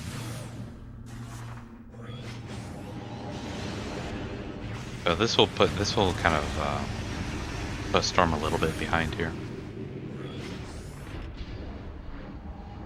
But on the bright side, at least Storm finally be able to get their key hints and can start routing efficiently with Lucarius on which area do you focus, where do you put your time and attention into, and what keys do you save for absolute final cleanup. I mean, looking over the list that we have here, let me pull up my little notebook here. We got Portal Chamber Light, which we've already got. Boost Guardian, which both runners have. Incash 2, so we need to find Annihilator Beam, or possibly out of bounds it. Hive Dynamo works and Dynamo works itself, so Spider Guardian has to be defeated. Hive entrance, so congratulations. You got to go out of your way in Hive. Under Temple access is a pretty free one. Under Transit 1's a free one. And then main energy controller, we're going to have fun with Quadraxis today. Sanctuary's just loaded, but then you have to take a slight detour due to Lower Torvus. Yeah. You could maybe leave Lower Torvus for last. Oh. Challenge missing. I don't know. I don't think I would agree with that. Granted, we could have to do a statue skip, and there's a save station right at the top of Hydro Dynamo Station, so that could work. But I'm not sure. Personally, I'd say do Lower Torvus first. Do Lower Torvus first, then route in your entire Sanctuary cleanup. Then when you're done in Sanctuary, if we find Annihilator Beam anywhere in Sank, route that in for a Spider's Treasure Elevator for Vent Area A, use that to detour into Incash 2, then take the save station like 2 rooms away, do a save warp, and head right for Gateway.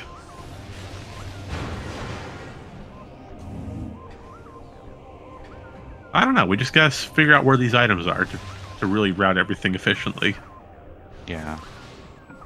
We might not even really need Cobalt, is another thing, if we know the instant morph into the tunnel. Oh, and if we know the out of bounds trick to get Hive Dynamo. Well, that, but if the key's on Spider Guardian itself, then... Oh yeah, there's also an out of bounds for that, but yeah. Oh, that's fair. Hey, look, found the Annihilator I was just talking about 10 seconds ago. Oh, right, we knew it was here in Reactor Core. Duh, we got the hint for it. Yeah, TGC got the hint first. Right, Hollow Eyes. Actually, I don't think Storm has the hint just yet. Storm does not know.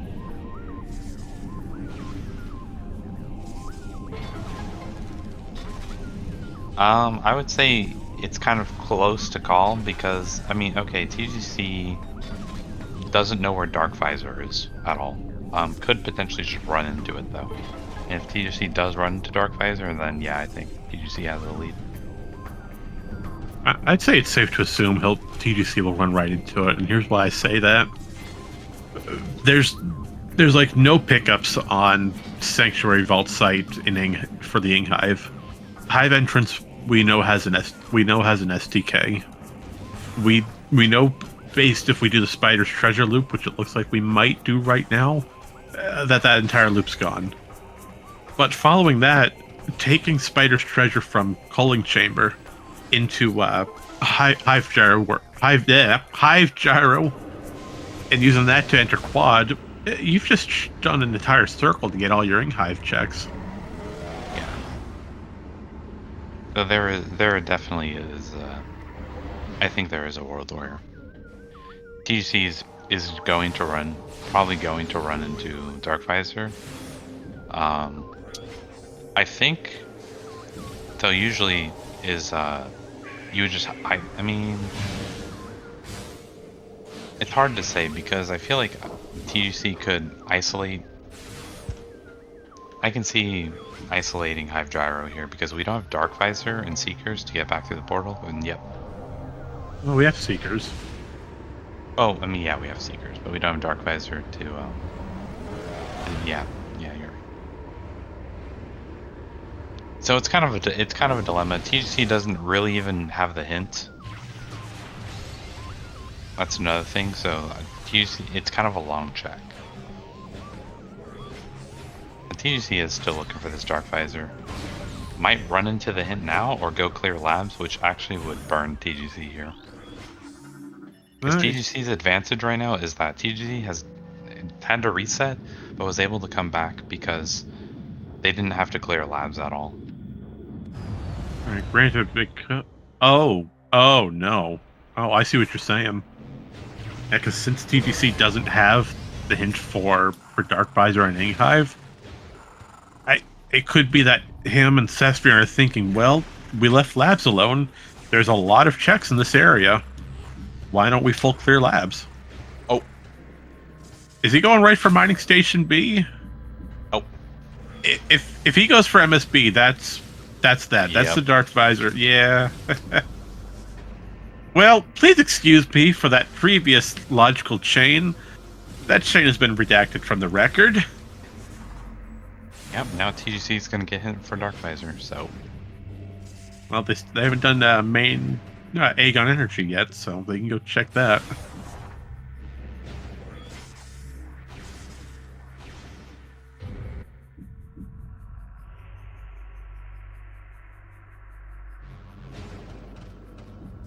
Oh, there's a fair point. He's taking a lead here.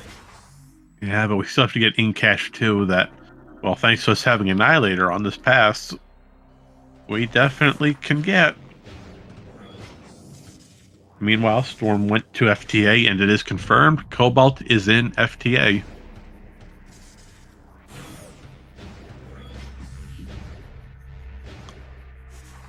Putting Storm right back into Torvus Bog. Possibly going for lower Torvus cleanup for some STKs.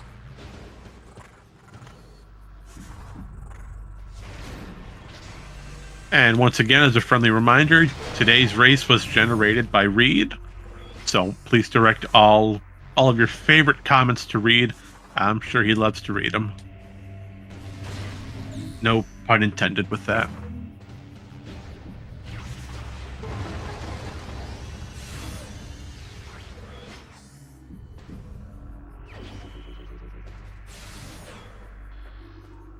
Now TGC is going to read this hint.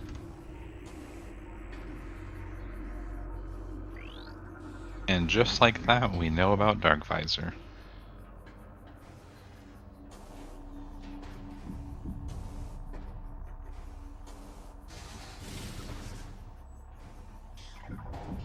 So that's pretty much go mode for TGC there. Yeah, I'd safely say so. I mean, outside of the Cobalt, which we don't have to do sync map, we have nothing hiding on it today.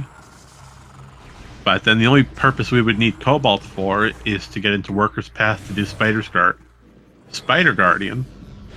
But if TGC was comfortable with Out of Bounds, as we saw over in Torvus from a Portal Chamber, then it's a possibility that we could see Out of Bounds in Worker's Path and Sank Temple just to go right over the gate.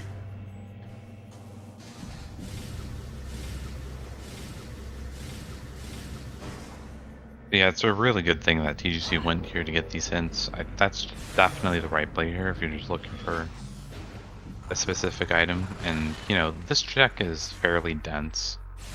You're getting 2 hints, you get 3 item checks. So this is really good for TGC. Because now TGC doesn't have to clear any of labs. They can just go straight to their key. And now knows where to go get Dark Visor.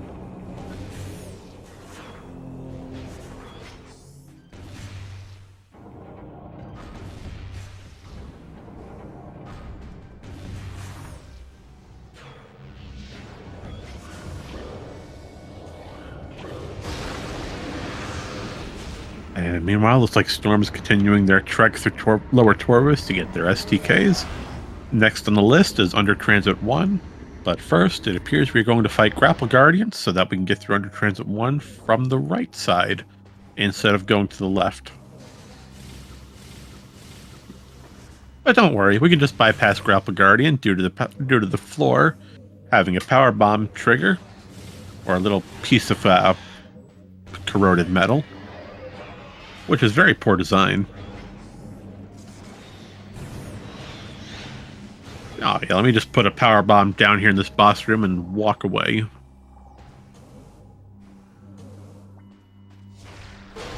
It's poor design, but it's good design. Absolutely. Yeah, whoever did the flooring in that room needs to have their contractor's license revoked.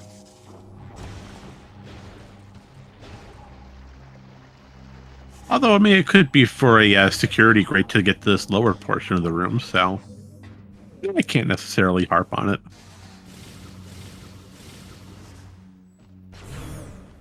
All right, so 4 STKs for Storm, 5 for TGC. Both runners are neck and neck. Storm's picking up the pace following TGC's previous route. But TGC has more information than Storm does, so that gives them the lead. I would say the information is about even here. Well, that's fair, but with TGC already having Annihilator, getting Incash 2 out of the way, that'll save him some backtracking that Storm has to do later.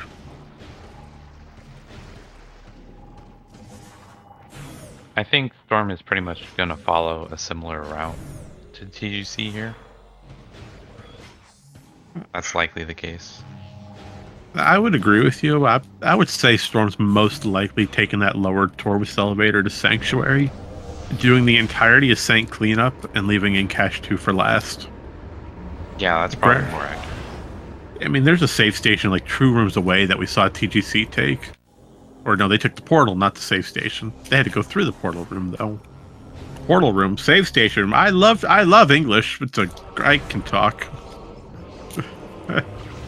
Oh boy. Oh, TGC has to do the Dark Samus fight to get back up.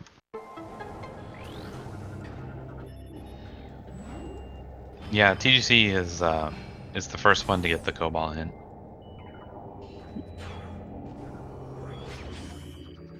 The TGC knows about it, but it's kind of the reason Storm has it is because Storm was in the right place at the right time. And Storm also saw Cobalt and FTA, I'm assuming.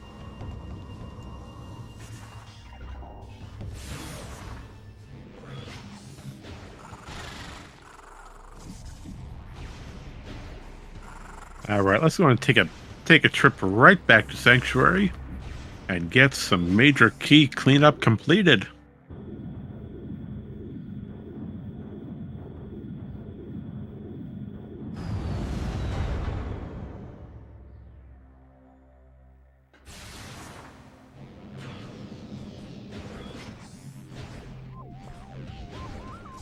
And great attempt at Storm to try to open that power bomb door with a regular bomb.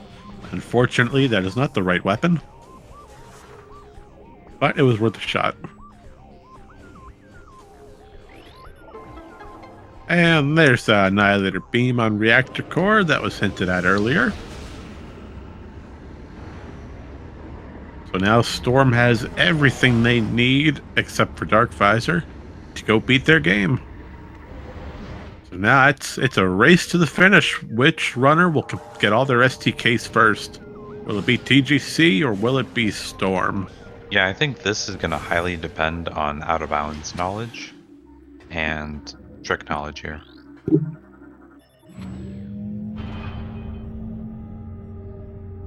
I'd say it's going to fall in the routing as well, with following on what you mentioned with the out of bounds. If TGC is familiar enough and confident in his out of bounds to do Dynamo Chamber without the use of Cobalt, then that's going to give him a good time lead. And Storm's coming right up Hive Transport East. Nope, that's West. That is Hive West. We're going right into ATS. Was that Dark Visor up there? I can tell you it was an item. What item specifically? You'll have to wait for that information. Oh, but TGC still has Cannonball though. Yeah, I think Storm lost Cannonball. Or didn't pick it up? I don't remember. I don't believe they ever picked it up, no.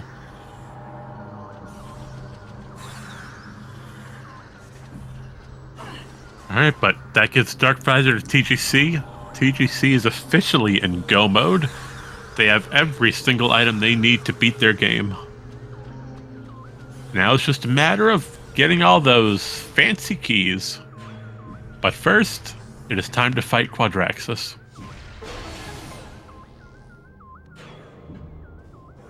And on Quadraxis, I actually learned a new skip yesterday. Finally figured out how to do quad skip everyone was mentioning in somewhere. Is it the inbounds one or the Yeah, outbound one? inbounds. Using phase 2 to jump onto the head module, then jump to the annihilator door and just simply walking out. Although, granted, doing that method, you delete Quad's item, so... And Okay. you also delete the platform, so if you fall to the bottom, you're stuck. Yeah, it took a bit of time, but it's a fairly consistent trick to get. And here TGC is showing off that the gate to Hive entrance is just a suggestion. This is not Hive entrance, this is the entrance to Ing Hive Temple. Close enough. But who would have thought you'd see a double Quadraxis fight at the same time in a tournament setting? Quad high five. Quad high five. Storm has 4 keys. TGC has 5. Yep. It's time to rock out and jam to this amazing battle music. Oh, looks As like, okay, we're not going to do quad switch here. Well,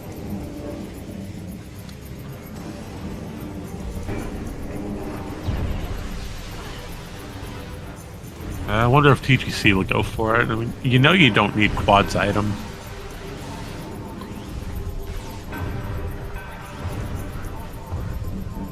I feel like TGC might feel behind because of a reset. Could go for it. Yeah, but then again, as you mentioned, if you fall down after doing the skip, then congratulations, you got to take a quit and go back to the last save. Well, it looks like Storm's going right just for the boss kill here.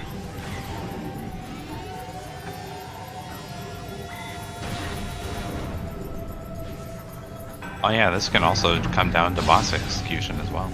Oh, that was close. Storm just barely got enough distance on the boost to land on that module.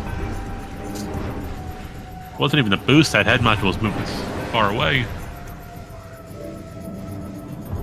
But one more hit, Storm will defeat the boss. Meanwhile, TGC's just entering phase number 2. Alright, and Storm has completed Quadraxis. This fight is over. All for missile expansion.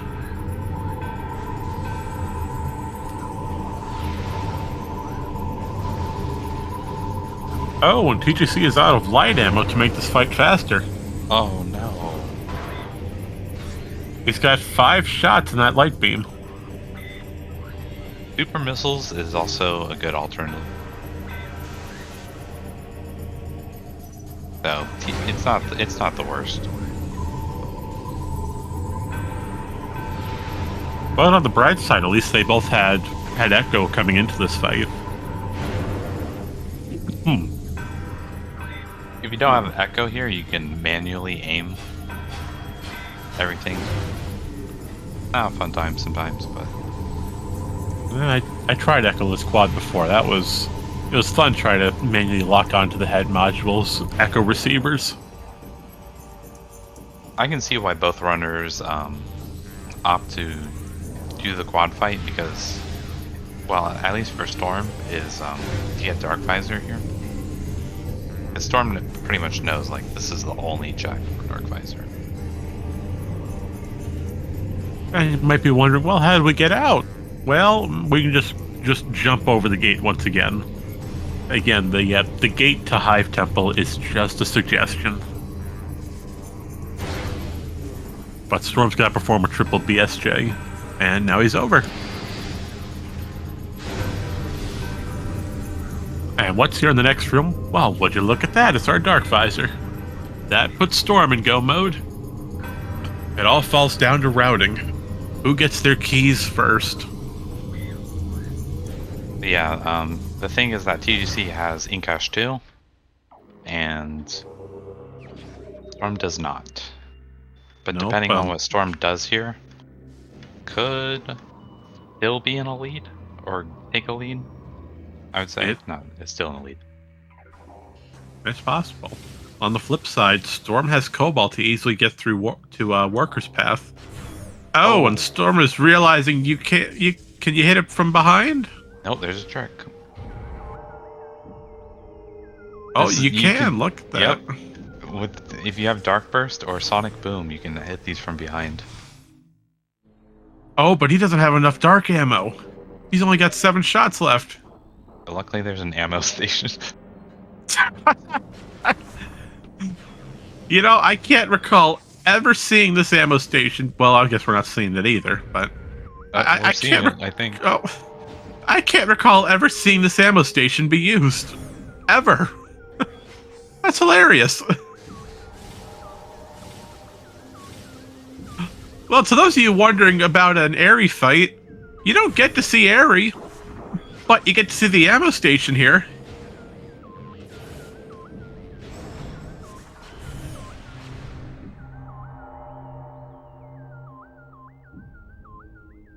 But I did not know that you could hit those little echo locks from behind with the dark burst. That's a new one to me. And on that, TGC has found the energy, is going to hopefully return it. But first, we need to take a little bit of a detour over to Vault to get the portal here. As unfortunately, if we try to take the ATS light portal, we'd be locked due to not lowering the ATS gate over in Watch Station.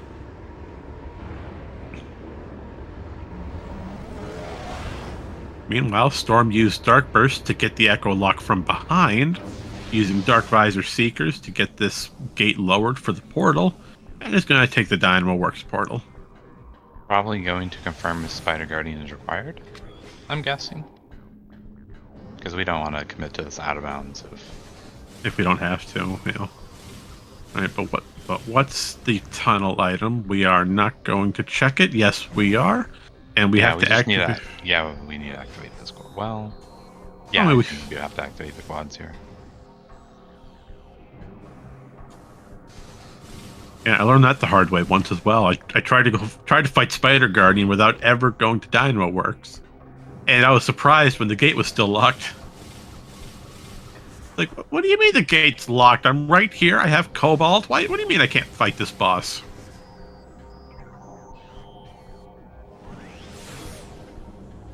Oh, I guess we're returning the energy. Okay. I might as well. I mean, return the energy and take the take Workers Path's Cobalt door since you have it. You don't need to risk the out of bounds. Just go right for the fight. And yes, there is a key on Hive Dynamo Works as well, Rico. But there is a tricky out of bounds that Storm could do to bypass that requirement. Oh, I think TGC might do it. Or like, yeah, potentially. Oh, key's not. Oh, on there. it's not on there. You got to fight the boss regardless. But yes, you have to go into Dynamo Works to fight Spider Guardian. The boss fight will not start if those mini quads have not been activated in Dynamo Works. It just will not start the fight at all. The only reason I can think is due to an internal game flag. You set the flag by triggering the quad, saying, "Okay, this portion of the game is met. That means this boss has now spawned in," and continue the path. But I've never looked into it. Yeah, there's basically your first entry into the room is with the quads there, and that's kind of the first layer, and then the second layer is that the Spider Guardian gets activated. Okay, so it's a layer issue then. Oh, but O'Lear has an tank for us. How kind. Here are the words of O'Lear, last sentinel of the Fortress Temple.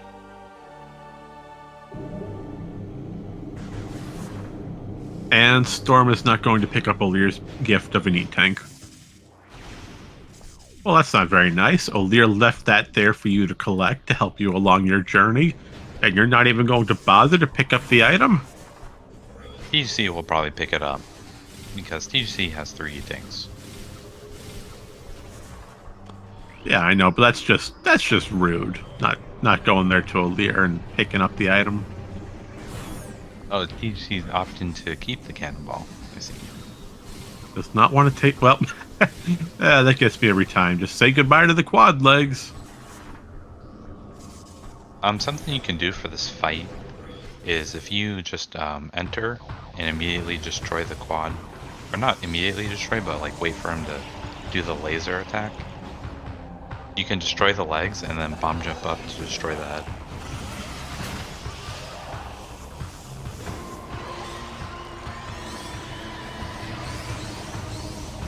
Oh, there goes the power bomb. Well, Storm has like 7 of them, but probably going to be abusing these power bombs here. Fight's kind of terrible.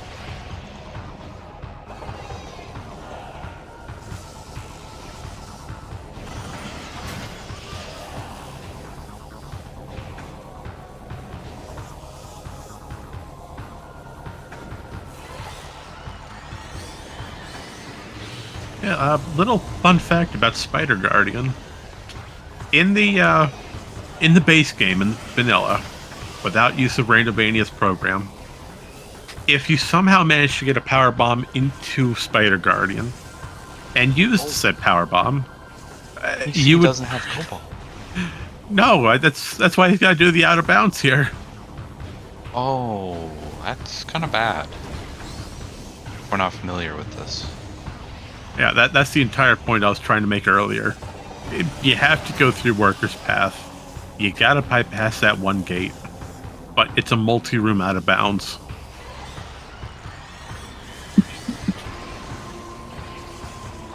But TGC had a lead here, and then like now It's- because of not having cobalts. it's giving Storm a chance to catch up, and look, Storm's already at the last phase of the boss. PGC still has the entire fight to go. Oh no, there's another thing here. Oh, TGC just fell. Oh, That's a quick back to last save. so I think it was because of the returning the energy, but Right. that room I think unloads. When you return the energy? Yeah, or I think there's some shenanigans with that. So that room wasn't going to load, and TGC, the moment they went out of bounds, they kind of sealed their fate. I did not know it unloaded due to the energy. That's interesting to know. So what you want to do is, when you first enter that room, and I think the same thing also happens when you take the light, is that you want to just hit that door and make sure that room is loaded, and then you go for the out of bounds. That's going to cost TGC a good few minutes here. Yeah, luckily TGC saved and sank, but yeah, I think this is giving the Storm a chance to just catch up.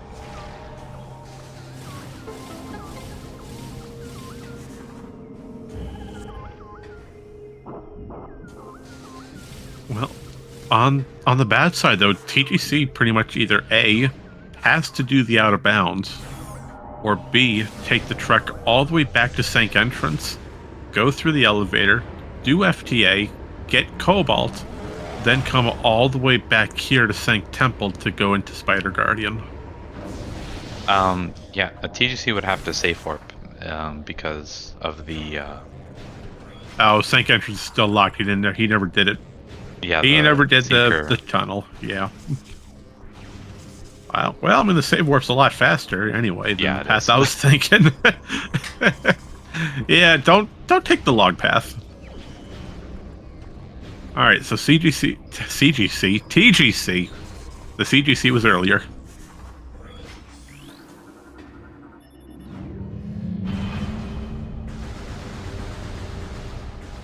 Okay, so now look. Oh, TGC's going to load the room. Oh. So now TGC. Oh, because TGC doesn't know the out of bounds. Probably is either they're going to try to go through Dynamo Works, or they are just going to go get Cobalt. So yeah, this is kind of bad for TGC here. You mentioned Dynamo Works, and I've been meaning to ask. I know there's one for Hive Dynamo to get that in cache early. So I'm gonna assume there's one here also here in Dynamo Works to bypass the door requirement. Yeah, there is. There's a. You have to like you go out of bounds, and then yeah, I figured TGC would go for He's just Cobalt. going for the save warp. Oh, that's painful to watch. He was on such a great pace though. Yeah. Especially after that reset. This just goes to show you anything can happen in these races.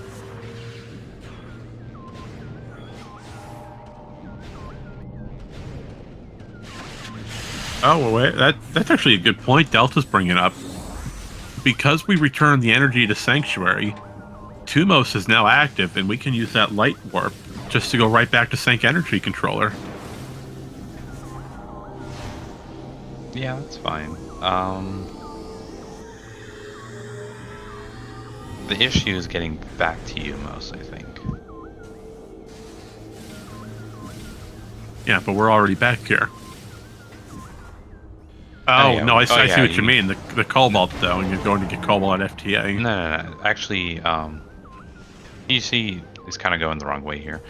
You can go through the Emerald part of it, and Right. just do the Seeker lock, and then yeah, you can just head back up the elevator. You want to go through the Emerald gate though. Yeah, but TGC took the Amber Gate over into Meeting Grounds.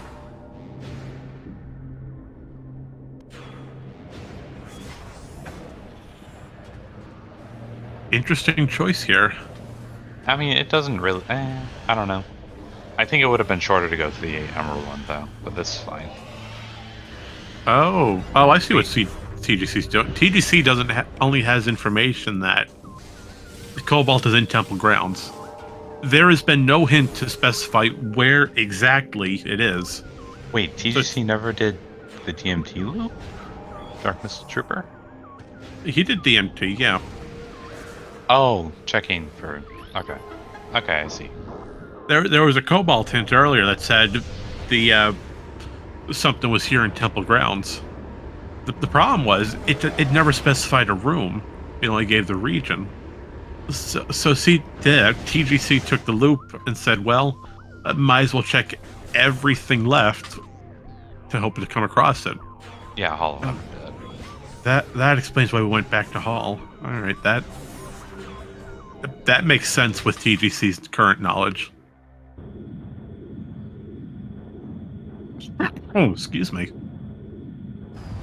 Well, that's giving Storm a huge lead right now.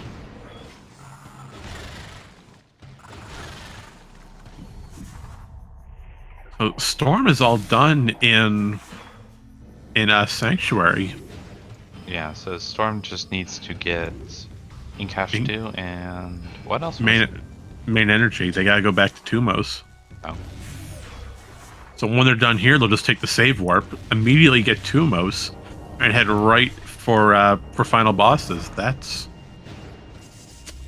I don't want to call it because anything can happen in the last few moments, but I will solidly say that Storm has a major lead. Yeah, because The DGC Cobalt now has to get Cobalt and then head back to Sank and then do all the checks there. Oh, that is heartbreaking to watch. I mean, TGC was on a great pace, and like you said, after that 20-minute death, made a huge recovery. But unfortunately, the out of bounds won today, or well, lack thereof. Yeah, the lack thereof.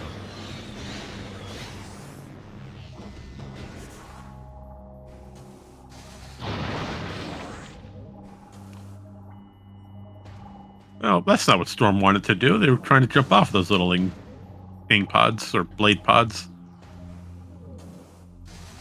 But good thing is we got it back up. There's a save station we were talking about earlier. And just 3 rooms away, we will find the wonderful Incash 2 Sonic Boom Room.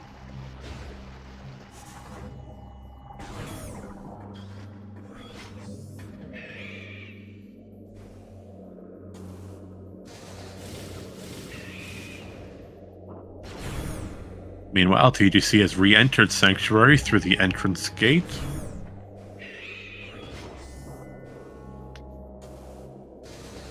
And now Storm is going for a warp to start. Yep, this is just this Storm's game to lose. Yep. Unless we take a major dive here in Final Bosses, it's all set.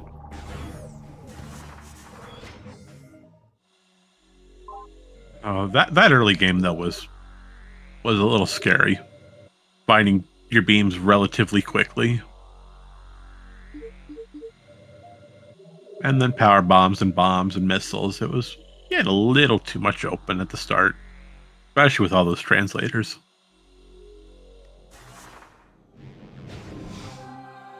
Yeah, having all those items to get sync entrance that early, I feel like would push me personally into just going to sync entrance immediately.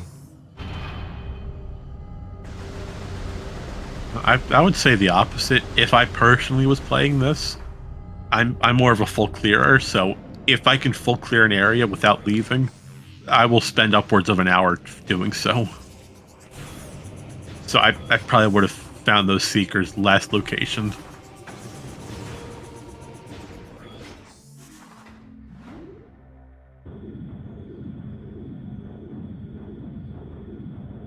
But Storm has all 9 STKs. And we are leaving behind Cannonball for final bosses. Well, Cannonball did Storm at any point get Cannonball? They did not. It's really surprising. I mean, Cannonball would have been great for Emperor Ring 2. Yeah, and also, I mean, just in like even the earlier game, because like we had no E-Tanks, and we have every means to pretty much prevent ourselves from losing it. I think it would have been worth grabbing. I mean, the worst case scenario is that Chica is required, and then there's a Chica key in Airy. But it's just too unlikely of a scenario where it's like, you just get it. You know, now that you say that, I can genuinely see possibly later in this tournament of that exact scenario happening. And when it does, I am positive the K-Rush is going to have an amazing party. Just partying over a required Airy and Chica combined. Watch it happen tomorrow. Thanks, Jungle. Stay tuned for tomorrow's race where we see Reed curse a seed even worse than he did today. Except I'm not sure who's making tomorrow's seed. Oh, Jungle's racing tomorrow. Look at that. Well, Jungle, you heard it here. You heard it? I'm sorry in advance.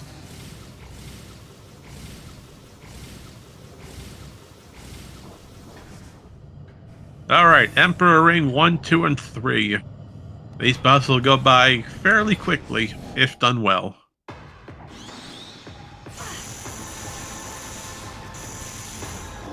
Yeah. So Emperor Ring number 1, we'll use Light Beam to destroy the 4 extended tendrils, and we're hoping for a 1 cycle with 4 successful super missiles. We've got 2. Can we get the other 2? That's 3. Oh, it's going for an Annihilator strat. Well, it worked out. We got a 1 cycle EA1. Annihilator finish off. Something you can also do before this fight is that there is some drops in the room of the safe station that you can farm, and usually it will drop power bombs or missiles depending on. Well, it'll prioritize missiles and then it'll go for power bombs. All right, with Emperor Ring number 2, that was a clean Emperor Ring 2. We rolled around, we used power bombs and regular bombs to destroy the little culverts on the exoskeleton. Alright, Emperor Ring number 3. We are not going to damage Emperor Ring in normal means. Instead, we are using Screw Attack. What reason are we using that for? Well, during development of Emperor Ring 3, an additional damage phase. Well, I was clean as well, jumped right into it. Alright, Storm, you don't need Cannonball, just destroy the bosses in about 2 minutes flat. So, Emperor Ring 3. During development, there was supposed to be an additional damage phase that used Screw Attack for its primary damage against some armor on the Emperor Ring. The armor got removed, but the hitbox for it did not.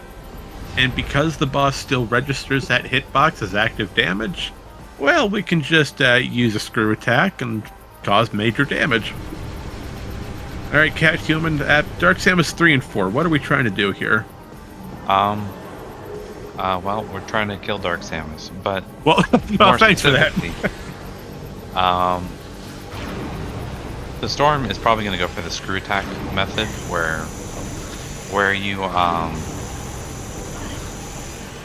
just Screw Attack Dark Samus here, and that will deal a lot of damage.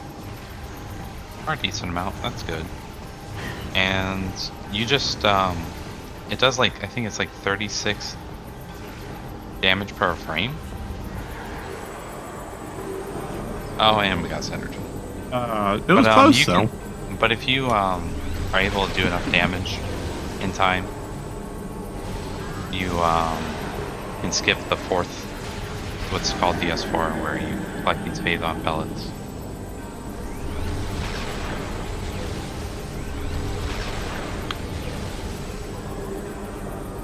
Well, at least on the bright side, Storm got off some great damage with the Screw Attack before getting centered.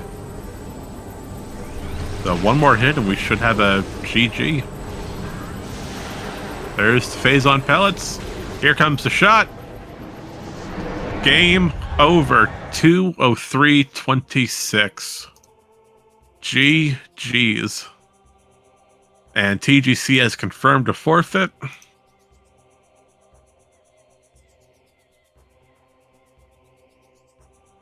All right. So with that being said, stand by. Congratulations to both runners. And we'll have both of them in here momentarily for some post-game commentary. So please stand by for just a second. But while we wait, please welcome Storm and Lucarius into the booth. Congratulations on your first place victory, you two. Hello, thank you. And we are trying to get TGC and Cestrion in here. Just bear with us just a moment. But while we wait, Storm, fantastic Emperor Ring fight. I mean, all 3 phases were clean. Yeah, I was decently happy about it. Decently? Get a little Emperor from Dark Samus, but... It was a near perfect execution for all five stages of that boss. The phase 2 was interesting because I did get trolled by like Linglets twice, but I kind of managed to barely really lose any time on it, so that was kind of fun. I almost debated like getting the cannonball, but I was thinking at this point maybe every second can count, so I just decided I'll leave it behind and just go with it. Because it was like in Transport B, so it would have taken like 30 seconds to get it. Yeah, I was wondering the entire time. It's like you kept passing cannonball, but more questionably, we saw you constantly go past Temple Assembly Site and bypass gravity boost. What was going on there with gravity? we forgot it existed. You passed it like 3 times. Let's not talk about that one. Like at the start I saw it, I was like, okay, it's not a mission to pick up. I'll pass by here again at some point. It's okay. And then yeah, I passed again. Then I forgot. I forgot it was there. And then you passed it a 3rd time. It's like, well, that. I mean, at some point in Tolvis, Lucarius was like, oh wait, we forgot Grav. Yeah. Well, when we read the lagoon hints, it was like, oh no, wait, hold on. Well, on the bright side, you didn't need it, thankfully. You did a great air underwater in Lagoon. Yeah, it took a little longer than I wanted, but as it worked out. Well, with that being said, we now welcome TGC and Cestrion into the booth. Welcome, congratulations, good game. GG's. GG. I will say this, going over the notes here for just the race in total, you both were extremely close at the start, and then TGC, unfortunately, you took an untimely death about 20 minutes in Dark Aegon. Yeah, I was a bit too gung ho with getting back out of Portal Chamber that I died on that kind of transition, and it was just really, really sore to lose that 20 minutes because it felt like really good up until that point. Like everything kind of played out really well, but it's kind of hard to say as well because we routed the cleanup, or we routed the 20 minutes again back into like somewhere around like 13, 14 minutes. Like we by prioritizing, and it's possible that because we had to play a little bit more aggressive, that we done quite well with what we found as we found stuff, which was kind of good. But yeah, ultimately that 20 minutes kind of sealed the coffin a little bit. It could have been closer. I wasn't expecting to win, but it could have been closer. Well, I will say it was close. After that 20-minute mark, you knew where a majority of your early game items were. And that routed perfectly, as you were the first one to get your STK hints and route accordingly from your keys. But going on your route for just a little bit more, 45 minutes in was a real changer. Storm, you went for, you were just going into Spire's Treasure for Sanctuary. TGC, you took a bit of a gamble going for Sank Entrance. We were originally doing Sank Entrance on our first route. We were always going to play for it. That was the thought, because the boost into Spider, we had the Emerald as well that hadn't done anything, and our two options were go into Labs and do Main Reactor because that's the only other Spider and boost option, or do Sank Entrance, which really, really kind of, I found the Randomizer has been pushing that a lot lately. And Sank Entrance, thankfully, was worth it. You found Seeker Missiles, and that led into a deeper Torvus play for your suits. And everything else was just, you were catching up. And then came time for Cobalt. A little bit of a fall trying to go from Sank Energy Controller.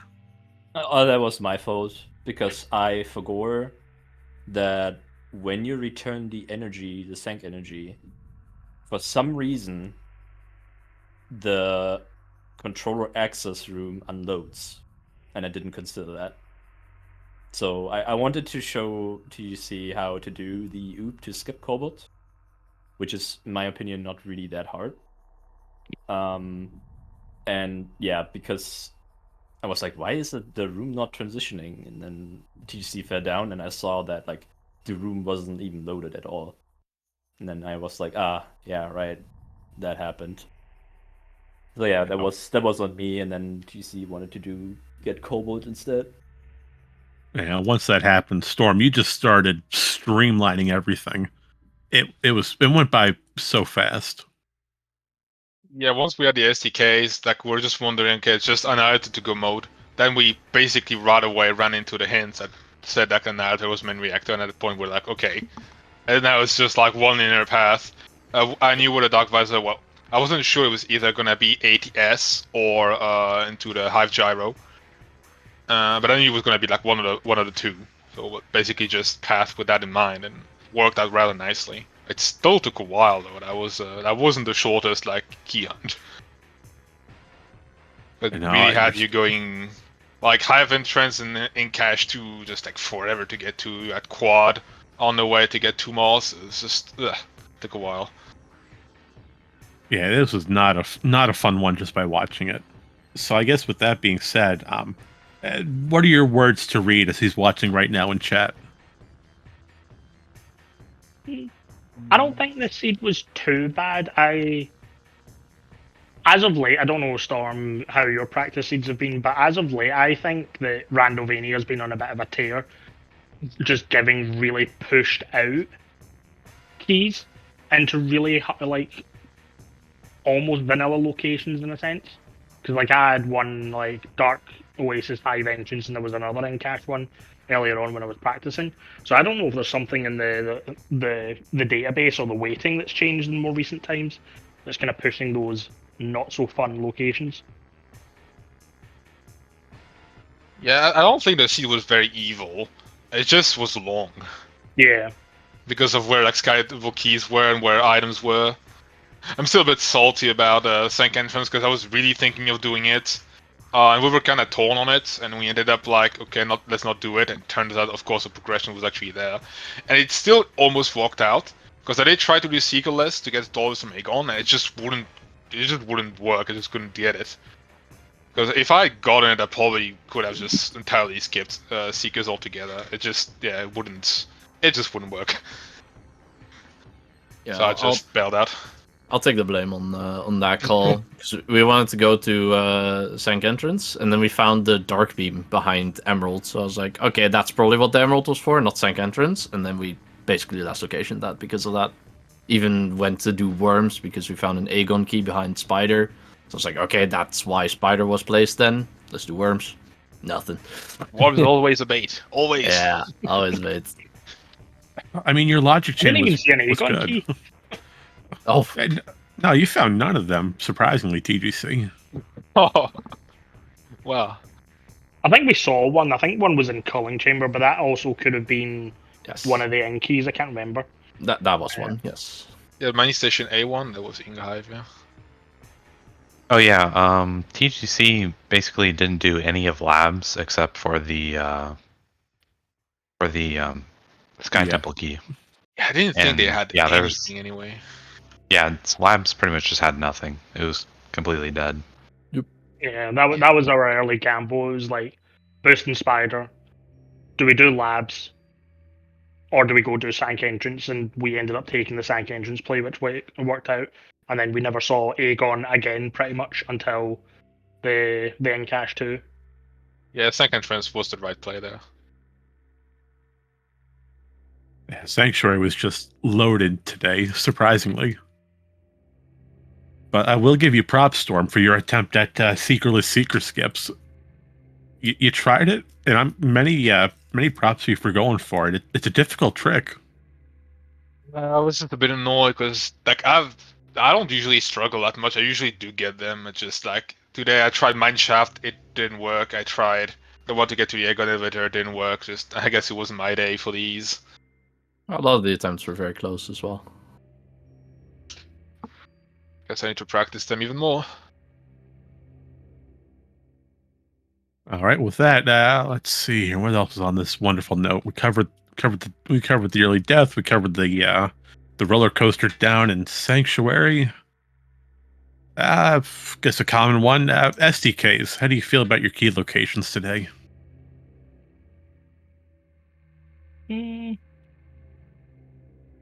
Yeah, I think I've already said enough of it. I think it was really ping-pongy, trying to get to everything.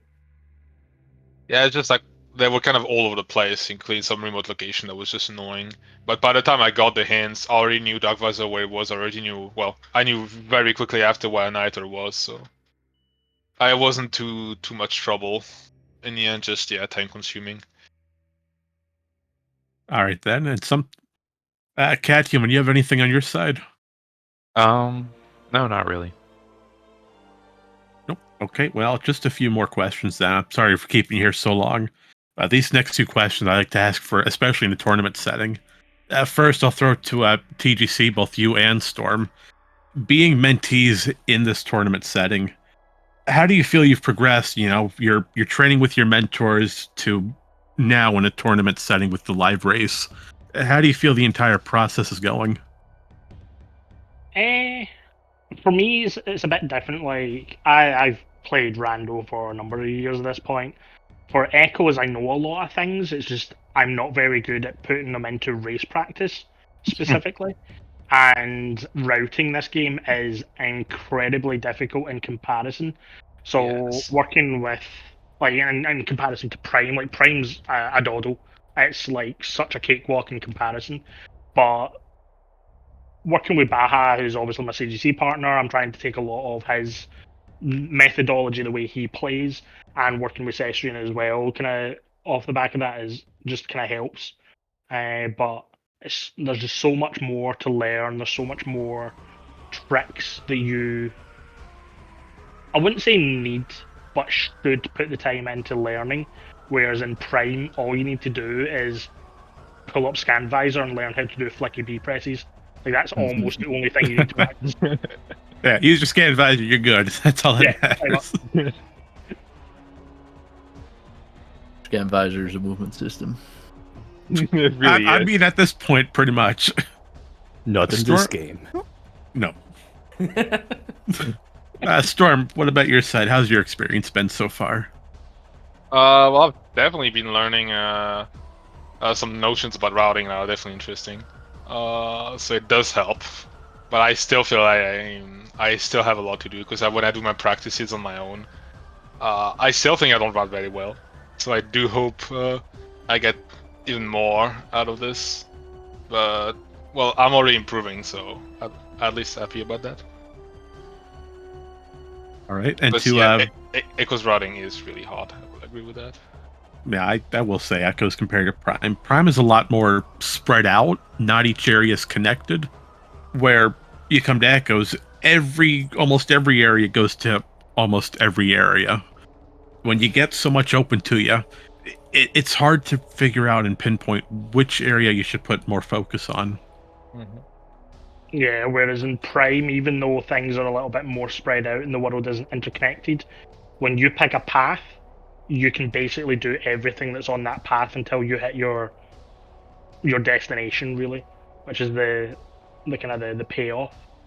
It's faster to clean up Prime as you're going from A to B, whereas in Echoes, going from A to B has like maybe a nice little picture to look on the left, a little field with some camels on the right. I don't know, things like that. Weird. That's Yeah, good it's analogy. pretty accurate how I feel about it as well. That's why we say that Echoes is more of a heist game. If Yeah. you know how to skip items or requirements, you have a huge advantage. All right, and to backline on that question as well, if for anyone out there who might be considering joining the tournaments or considering picking up Randomania, what would be your one piece of advice for someone new trying to jump into one of these? Take your time. Literally just jump in, have a go at it, put the settings on whatever you feel comfortable with, and just give it a go and ask the Discord. Like, there's so many people in our community that will happily take the time out to sit down and help teach someone how to do a trick or how to kind of understand a rando. I think majority of the people that I know that are in the racing community have gone through that journey where they've just sat in a voice call with someone and just learned by osmosis. That's pretty much my own thoughts, really. I think it's not. It's especially hard at the start, Echoes, because when you don't really know the game and you start breaking logic, you start going to places with items like in vanilla you don't have, and you start stumbling onto soft lock after soft lock after soft lock. It is it's kind of a phase of despair when you start, but then you start seeing a bit of light in the tunnel, and then yeah, the Discord is like, I've learned so much by just asking things there. So definitely that, asking people for help, I think is the main way to improve. Speaking of the softlock stuff, Randomania has a good FAQ that covers most of them. So you can also get your information there, or like if like stuff you don't know, like layers, especially in Echoes, like what triggers what. For example, dark oasis or ship item. It's all covered there. But for like advice, what helped me personally getting into it was after I did some of my solo seeds, going a step further, doing multi-words. Once you're in BK, gonna try learn tricks. All right. Yeah. And I think on the flip side, if there's anyone who is maybe on the fence on even trying Echoes, hasn't really done anything, just boot it up, try and 100% a seed, see where all the items are, ask questions, and most importantly, have fun with it. Yeah, definitely. Yeah, that's the best part about it. As long as you have fun, that's what matters in the end. But I'm going to turn the questioning around a little bit. Lucarius, Cestrion, I'm going to swap over to you two for a minute. Now, as with both of you being mentors for this tournament and past tournaments, what would you say is your biggest way to help your mentees? What are you really trying to get your message across and help them out, prepare for the big moment? I could have worded that better. I think for me especially, one of my strengths, well, I failed to display that on this one, but I digress, is the routing portion and really just knowing which items unlock what, where you can go, what's like a good strategy, things you could do, things you couldn't do, and then weighing off, like considering your options. And that's, I think, a more advanced thing that you can do in Echoes once you've really got the game down and you start thinking about what you can and can't do more. And then combine that with the tricks that you know you can do, and then you slowly start to improve from there. So I try to take every mentee's current level into consideration, and I try to improve their routing a little bit with what they can do. Yeah, I can mostly echo that. Hey. No, what I try to do is first get like a good overview of like what the mentee can do and can't do. Try, as Chris also said, like consider this. Maybe try to like nudge a little bit to say, hey, do we want to try this? If I think the player would be capable in doing it. In this case, Tori went wrong because I was stupid myself. But I mean, if Baja can teach me in Prime the PCA wall crawl on the fly, then I think I can do a great job on someone else too. So as long as the room's loaded. Yeah, as long as the room is loaded. But yeah, routing is probably pretty much, I think, the biggest concern for most players. So I try to give my knowledge where I can. But personally, I feel once you have a good understanding of the routing, which will take time, having a very good arsenal for trick knowledge too will significantly improve your time. Like, it's like exponentially, not linear, like routing. Yeah, and in general, things like knowledge. A good example that we implemented in this seed, for example, was Storm said, hey, I can do the reverse gate skip after quad. And I said, good. And we can go to Hive entrance straight after. And he was like, huh? But there's a gate in the way. And I'm like, yeah, but you can Dark Burst or Sonic Boom to unlock it from the other side. And, things like that. Bits of knowledge that you learn. And, yeah, you improve a little bit with every single seed. Yeah. I mean, there are so many tricks in this game that even I don't know everything. So, yeah, we need a whole talk session. That's why we have a database. Yeah. Yeah, we'd be here for hours trying to cover everything. Mm-hmm. That's the beauty of it. Game's got a lot of depth and a lot of time you can spend in it. Oh yeah, there's a lot to do in this game, from the basic to the hyper mode. You never know what's going to happen. All right. With that being said, to all four of you, is there anything else you'd like to say, to anyone watching, or for your future selves, or your final words before we close off our program tonight? Nah, just GG's.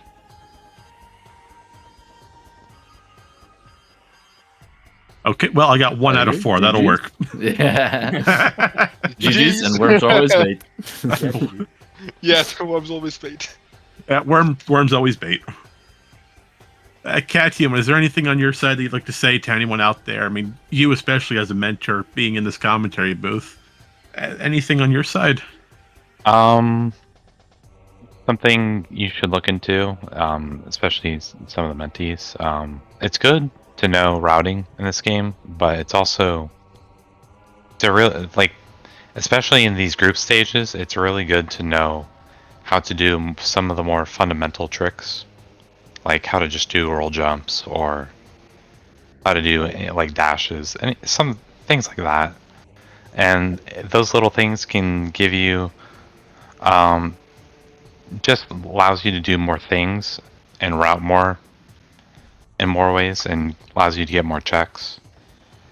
So it's very good to know those things. Any? Let's see here. I don't have any more notes to cover on my end unless you have something else.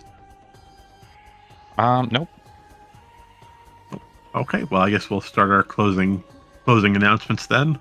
So, before we leave here, I want to say a huge thank you to Op82 for keeping track of everything. You know, no matter what race it is, Op always seems to appear and does a fantastic job. So, many thanks to her for the continuous support. Cat Human, thank you for joining me in the booth today. It's always a pleasure working alongside you and not being locked on this booth with cold food that Reed keeps sending every time he generates a seed. Yep. And Storm, TGC, Lucarius, Cestrion, thank you for all your help and the wonderful show that you put on today. Continue to do great, keep practicing, and I'm looking forward to see what you have come weeks 3, 4, and 5. Yeah, But with good. Looking forward to it. I'm sure it'll be a wonderful experience. You know, every practice session, every race, something new is always learned. So it always prepares for the next one. But with that being said, many thanks to those watching at home for the continuous support over the years, for SpeedGaming for allowing us to be present on their channels, and of course the Metroid Prime communities all together with Randomizer. It's been an honor to be in this community for so long, and to anyone looking to become part of it, please come and join us. You know, we're accepting of all, and we always want to welcome new faces to the booth, or to the game, or to the cursed headaches that lay within. Because Lord knows Randomania can be a wonderful time sometimes. But with that being said, the links are... Oh, the bot did work. All right, thank you again, Op. If you'd like to follow any of the runners or commentators that you've seen, any of the mentors and mentees, you can find their information below. Yeah, you can follow Cat Human or myself if you'd like. Our information for the Randomania and Metroid Prime communities are posted below, as well as information on the tournament. As far as the tournament goes, this will be the last race for today. But tomorrow, we've got an interesting race happening. January 26th at 12:30 p.m., so that's just after lunchtime. Not midnight. I got that mistake wrong last time. It is not midnight, it is 12:30 p.m. Elias Thompson versus Jungle Bros, with Bash Prime and Lucarius as trackers. Not trackers, you're as mentors. So, Lucarius, I guess we will see you tomorrow on that one. See you tomorrow. We run it back. And with that being said, remember to stay safe. Have a fantastic weekend, everyone. Remember to stay hydrated, and we'll see you next mission. See you next mission. Bye.